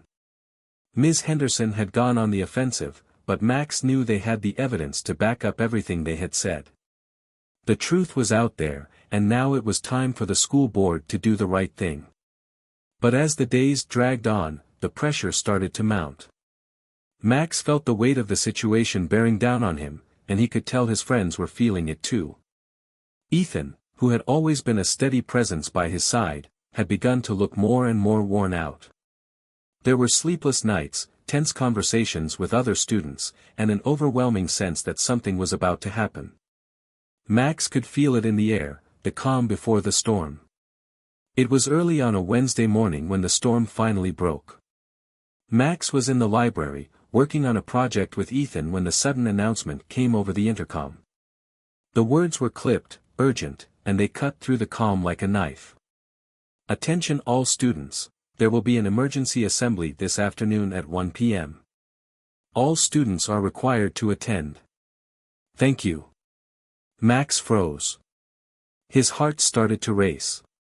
Emergency assembly? The school board must have reached a decision.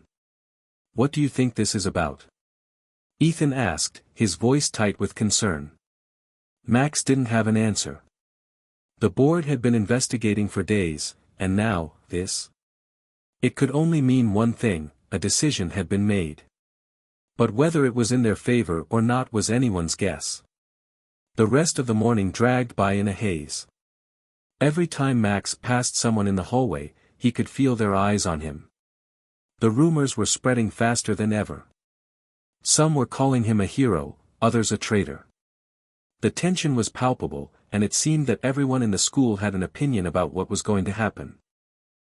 When the bell rang for the assembly, Max and Ethan made their way to the gym. The crowd of students gathered in hushed silence, filling the seats with a mixture of curiosity and anxiety. The gym buzzed with nervous energy as everyone waited for the school administration to take the stage. When Principal Blackwell finally walked out, accompanied by a few school board members, the entire room fell silent. His face was tight, as though he had been through a long, difficult battle. But today, there was something different in his eyes, a glimmer of something deeper, something serious. Good afternoon, students, Principal Blackwell began, his voice somber. I know many of you have been anxiously awaiting news regarding the investigation into the allegations against Ms. Henderson. I want to assure you that the school board has conducted a thorough review of the evidence and has made their decision. Max's pulse quickened. This was it. They were about to find out if their efforts had paid off. Principal Blackwell cleared his throat before continuing. After a comprehensive investigation, it has been determined that Ms. Henderson's actions did not align with the values and standards we hold at this school. Effective immediately, she will no longer be employed here, and the school will be taking steps to ensure that no further harm comes to students under her care. The gymnasium erupted in a mixture of gasps, murmurs, and even applause. Max felt his chest tighten with a rush of emotions. Victory. It was real. It had actually happened. But even as he felt the weight of the moment, he knew there was still much to be done. Ms. Henderson may have been ousted, but her influence had left deep scars on the school. The damage she had caused couldn't be undone with a single decision. Max had fought for the truth, but now, he would have to fight for healing. For the students who had been affected by her actions. For the ones who had never spoken up, who had been silenced by fear. And, deep down, he knew the hardest part wasn't over. This was only the beginning of what would come next. After the assembly, Max found himself surrounded by a crowd of students. Some were congratulating him, others were still in shock, trying to process the news. Max's phone buzzed with messages, support from friends, thanks from students who had been too afraid to speak up themselves. But through all of it, Max felt a quiet emptiness settling in his chest. This victory, though sweet, didn't feel complete. The scars left behind by Ms. Henderson's reign were not so easily healed. As Max and Ethan walked out of the gym together, their footsteps echoed in the empty hallway. Max's mind was racing, but it was hard to shake the feeling that something wasn't right. Do you think it's really over? Ethan asked, his voice filled with uncertainty. Max paused, his eyes focused ahead. He wanted to say yes, but there was a nagging feeling in his gut that kept telling him otherwise. No, he said finally. It's not over. Not yet. Later that evening, Max sat in his room, replaying the events of the day. The news of Ms. Henderson's dismissal had spread quickly, and the social media buzz was insane. But despite the outpouring of support, Max couldn't shake the feeling that there was more to come. More secrets to uncover, more lies to unravel. He stared at his phone for a moment before typing out a message to his friends. We did it, but we still need to stay vigilant. Something tells me this isn't over yet. Max hit send, then set the phone down beside him, his mind spinning with unanswered questions. What was Miss Henderson's next move? Was she really gone for good, or would she find a way to fight back? One thing was clear, the battle had just shifted, and the storm wasn't finished yet. The days after the assembly were filled with both relief and unease. Max couldn't shake the lingering feeling that Miss Henderson wasn't just going to fade into the background. The entire school seemed to breathe a collective sigh of relief, but Max, ever the skeptic, knew better. The truth was, this wasn't just about her actions, it was about something much deeper, something that had been brewing under the surface for years. It was a strange mix of victory and tension in the halls of Ridgewood High. The students who had once whispered in fear now spoke freely, but their voices still carried an edge of uncertainty. They had toppled one figure of power, but what about the rest? What about the others who may have silently supported her? Was the school truly safe, or were there more cracks waiting to surface? Max spent his nights in quiet contemplation, the weight of it all settling on his shoulders. Even when he wasn't thinking about Miss Henderson, he thought about the bigger picture. Who else had been affected? Who else was still hiding in the shadows? It was on one of those sleepless nights that Max's phone buzzed with a new message. It was from Ethan. We need to talk. Meet me at the usual spot tomorrow after school. I found something strange. Max met Ethan at the old park bench behind the school, a place they'd used for late-night talks when the world seemed too loud. The cold autumn air bit at his skin as he took a seat beside his friend. What's going on? Max asked, his eyes scanning the empty playground in front of them. Ethan shifted uneasily, his eyes darting around before he spoke. I've been looking into some old records. I knew it was too quiet after the whole thing with Miss Henderson. So, I did some digging, way back when she first started teaching here. He pulled out a small folder from his backpack and handed it to Max. I found something that doesn't make sense. Max flipped through the papers. The records were old, documents from Miss Henderson's early years at Ridgewood High. But it wasn't the dates or the usual paperwork that caught his eye. It was the pattern in her history. She was only here for a few months at first, Max said, squinting at one of the files. Then she disappeared for a while, and came back just before the incident with Mr. Turner. Mr. Turner was a former teacher who had mysteriously resigned just a year before Miss Henderson's return. Ethan nodded. Exactly. And I dug deeper into Mr. Turner's resignation. It's suspiciously vague. No real explanation, no details. Just a clean break. But here's the kicker, I found a link between Miss Henderson and Mr. Turner in the school's personnel files. They were both involved in a confidential matter before he left. Max's pulse quickened. What kind of confidential matter? I don't know, Ethan said, frustration in his voice. But it's clear that they were both part of something. And it's not just coincidence. I think Miss Henderson might have been part of something bigger than we thought. Something that's been happening at this school long before we even knew about it. Max stared at the papers in his hand, his mind racing. There was a connection between Miss Henderson and Mr. Turner, and it wasn't just professional. There was a secret, one that had been buried for years, and it was clear that Max had just stumbled upon the tip of the iceberg. The next day, Max and Ethan began to quietly investigate. They started by talking to some of the older teachers who had been at Ridgewood High longer than most of the faculty. At first it was just small talk, casual questions about their time at the school, their impressions of Miss Henderson, and whether they knew anything about her history. But the more they spoke, the more they began to notice something strange. Many of the older teachers seemed uneasy when Miss Henderson's name came up.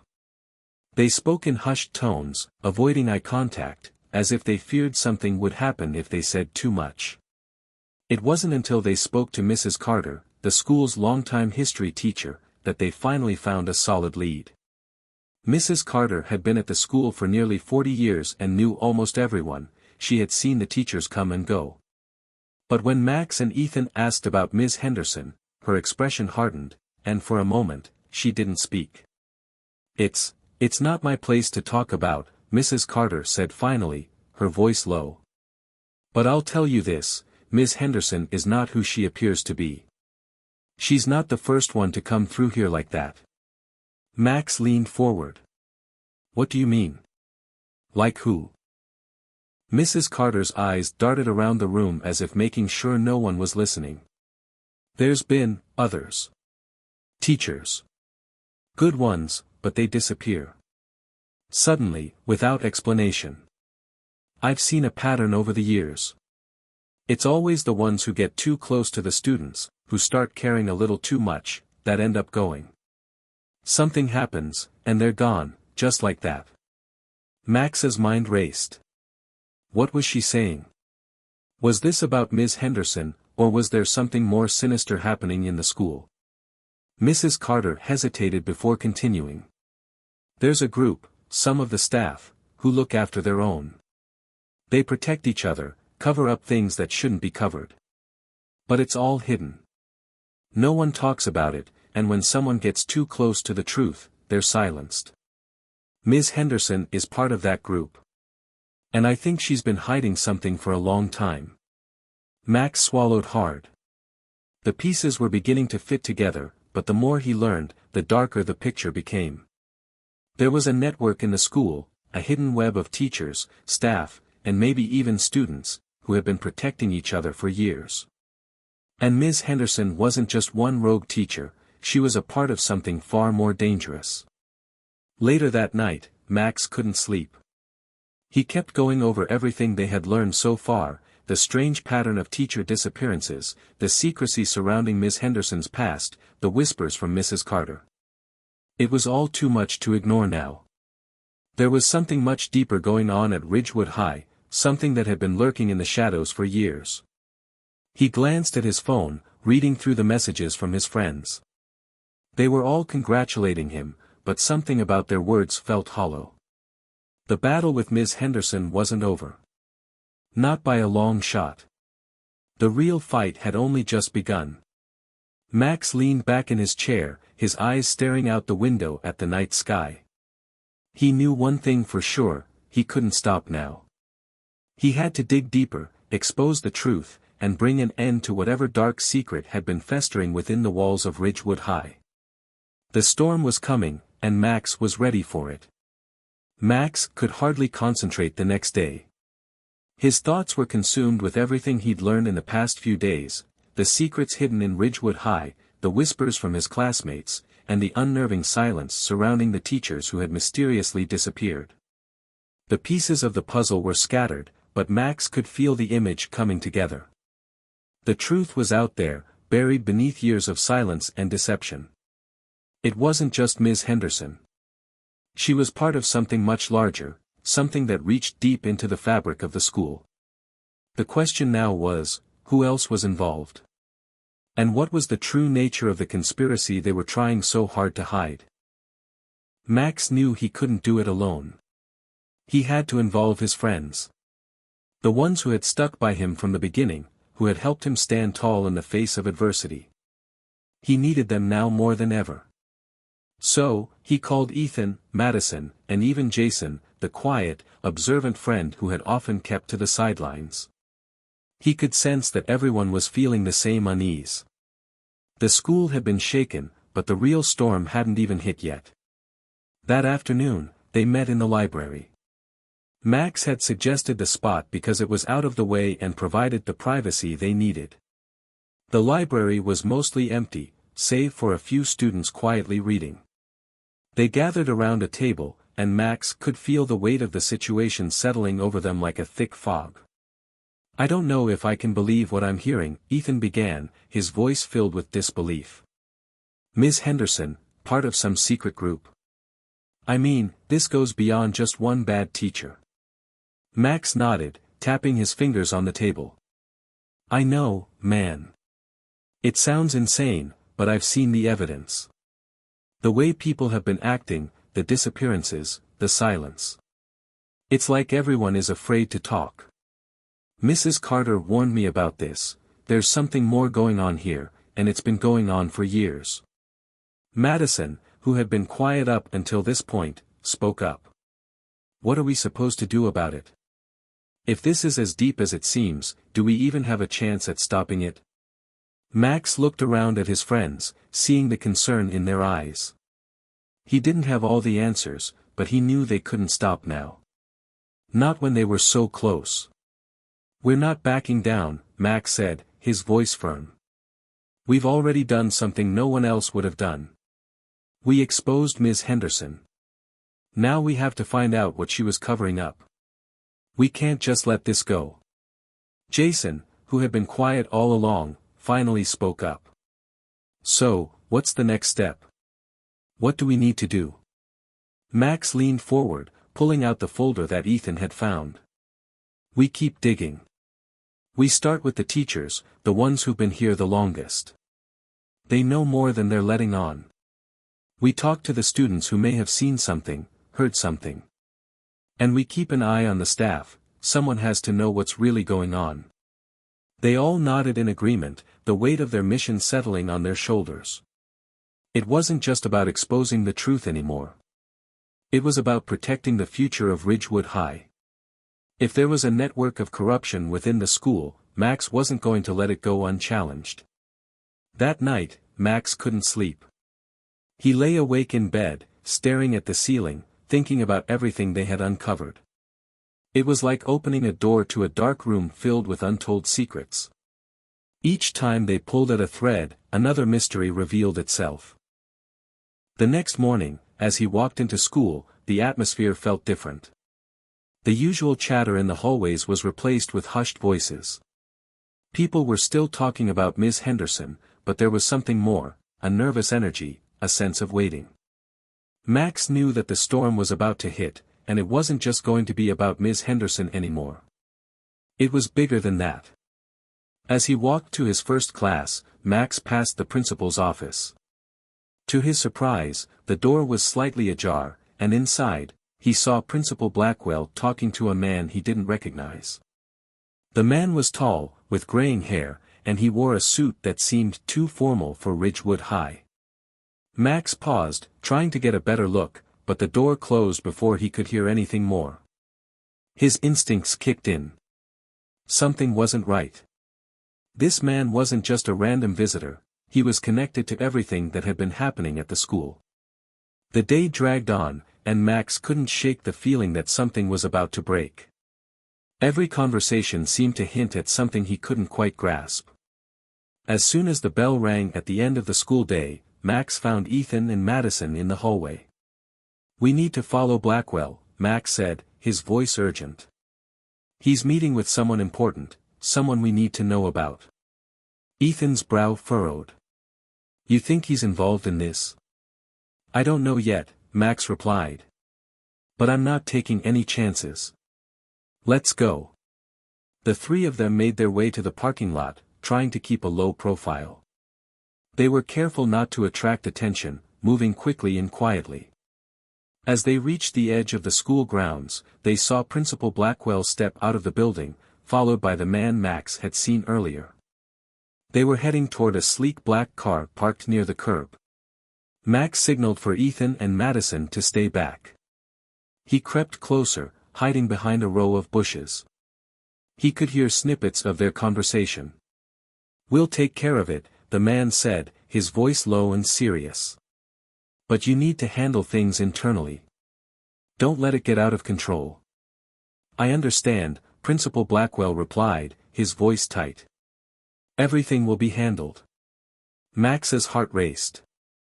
There it was again, the secret. But what did taking care of it mean? And why was Blackwell so involved? He couldn't risk staying any longer. They had to regroup, figure out what to do next. This was bigger than he'd imagined, and it was clear that the web was far more complicated than he could have ever anticipated. As Max and his friends headed back to the school, he realized something: the truth wasn't just buried in the past. It was happening now. And if they didn't act fast, the storm would engulf them all. The days after the tense encounter in the parking lot felt like a time bomb waiting to explode.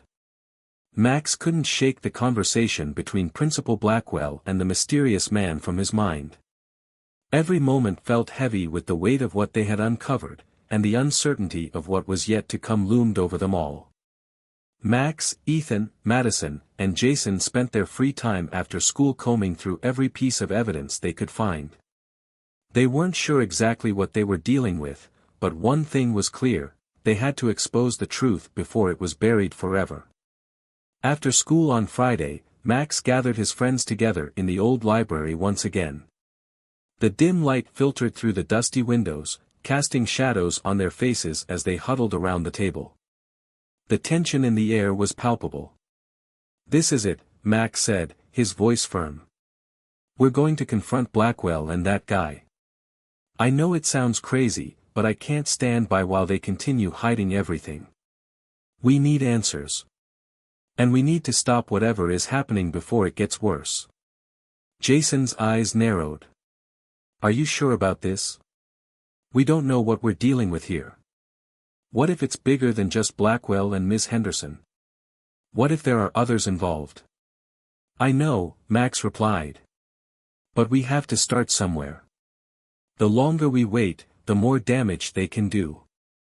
We have to act now." Ethan hesitated for a moment but then nodded in agreement.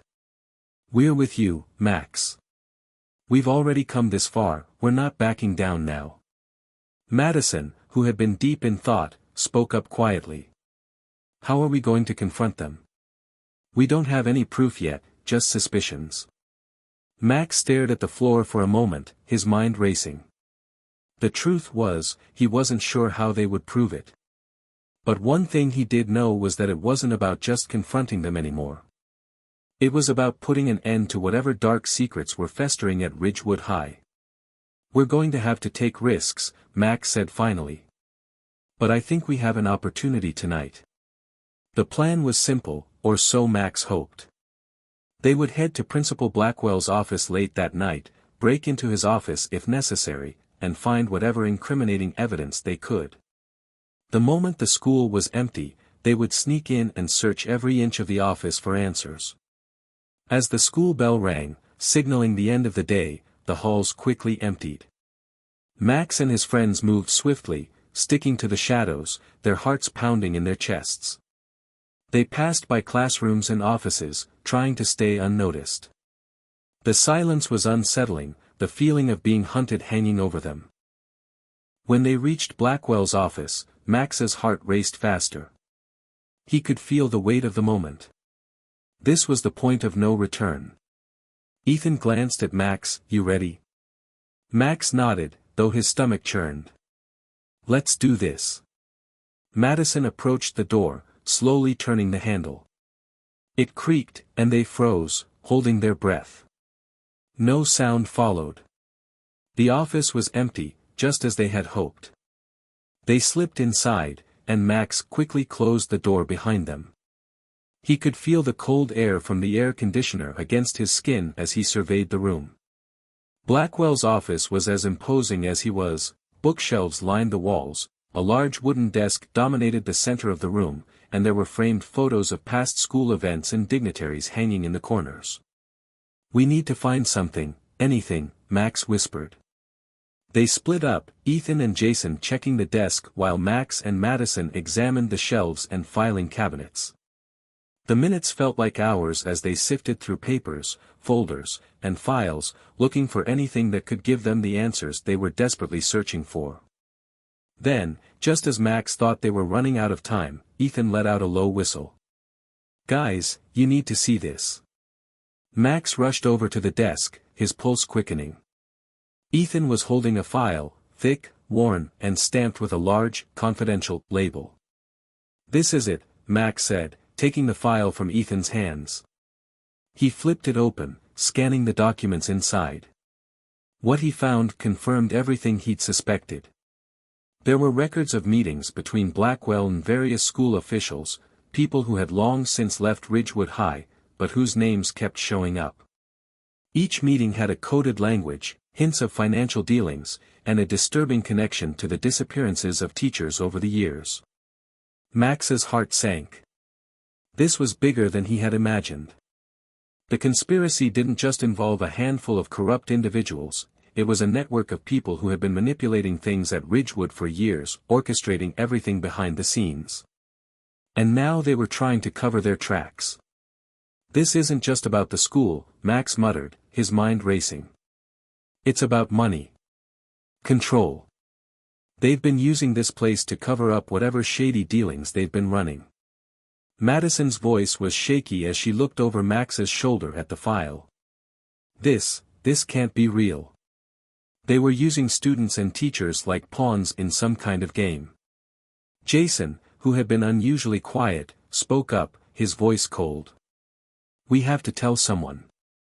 The truth needs to come out."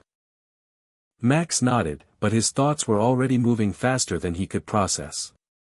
Telling someone wasn't enough anymore. He had a choice to make. He could take this file to the authorities, to the press, but the risk was huge. The people involved were powerful, and they wouldn't go down easily. And then, suddenly, the door to Blackwell's office swung open. Max's heart stopped. Standing in the doorway, looking furious, was Principal Blackwell himself. Behind him stood the man Max had seen him with earlier. "So, this is how it is." Blackwell's voice was low and dangerous. "You think you can just expose us? You think you're the heroes in this story?" Max's throat went dry as he stepped back, holding the file tightly. "We're not backing down. You've hurt too many people for too long. We're going to make sure the truth comes out." Blackwell's face twisted into a sneer. "You have no idea what you're dealing with, Max. This isn't just about a few teachers or a few students. This is about power. And you've just made a dangerous mistake." For a brief moment, everything went silent. Then, without warning, Blackwell lunged forward. But before he could get any closer, a loud crash echoed through the room. A group of teachers and students, those who had been quietly working behind the scenes to uncover the truth, burst through the door, led by Mrs. Carter. She was holding a phone in her hand, and the look in her eyes was one of fierce determination. "We have everything we need," she said firmly. "And you're not getting away with this." The final confrontation had arrived. Max, his friends, and the truth had won. The dark conspiracy that had held Ridgewood High in its grip for years was finally exposed. Principal Blackwell and his cohorts were arrested, their secrets laid bare for all to see. As the dust settled, Max stood with his friends, watching as the last of the officials were led away in handcuffs. There was a feeling of relief in the air, but also a sense of something new beginning. Max turned to his friends. "We did it," he said, his voice filled with pride. "But this is just the beginning. We've shown what happens when you stand up for what's right." And as he looked at the school, once filled with secrets, now buzzing with the freedom of truth, Max knew that the world was full of challenges, but it was also full of hope. The storm had passed, but a new dawn had arrived. Hit subscribe and leave a comment with where you're watching from. This story might just spark a new beginning. What's one thing that always pushes you forward, even when things get tough?